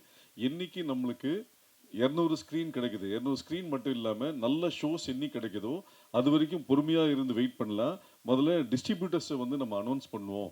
இன்றைக்கி வந்து சொசைட்டியில் வந்து பெரிய படங்களுக்கு தான் டெய்லி ஆன் போர்டில் வந்து ஒரு டிஸ்ட்ரிபியூட்டராக பண்ணும்போது, நம்ம படத்துக்கு நம்ம பட்ஜெட்டுக்கு வெற்றி இருக்காரு, வாரத்துக்கு 12 படம் ரிலீஸ் ஆகுதுன்ற நான் ட்ராக் பண்ணிட்டு இருக்கேன். என்னைக்கு தமிழ்நாடு ஃபுல்லாக நல்ல டிஸ்ட்ரிபியூட்டர்ஸ் கிடைக்கிறாங்களோ அப்போ பண்ணலான்ற போது மாஸ்டர் மைண்ட் செந்தில் வந்தார் தமிழ்நாட்டுக்கு. சிட்டின் NSC Dhanam pictures, Coimbatore Tiruppur Subramaniam Sakthi films, Madurai வந்து சூர்யா மூவிஸ், திருச்சி தஞ்சாவூர் எஸ்ஆர் பிரபுவோட dream warrior pictures, Salem Pradeep, TK வந்து பிரதாப் ராஜா, இவங்க எல்லாரும் சேர்ந்து ஆகஸ்ட் 14 தான் கூலி வருது. ஆகஸ்ட் 1 வாங்க, நிறைய 200+ ஸ்க்ரீன்ஸ் வரும், நிறைய ஷோஸ் கிடைக்கும். அதனால் நீங்கள் லேட் ஆனாலும் உங்களின் வெற்றியும் தள்ளிதான் போயிருக்கிறது, தவறி போகவில்லை. அதனால் மெதுவாக வரலான்னு சொன்னதுனால இந்த படம் ஆகஸ்ட் 1 வருகிறது. வந்திருந்த அனைவருக்கும் நன்றி, வணக்கம்.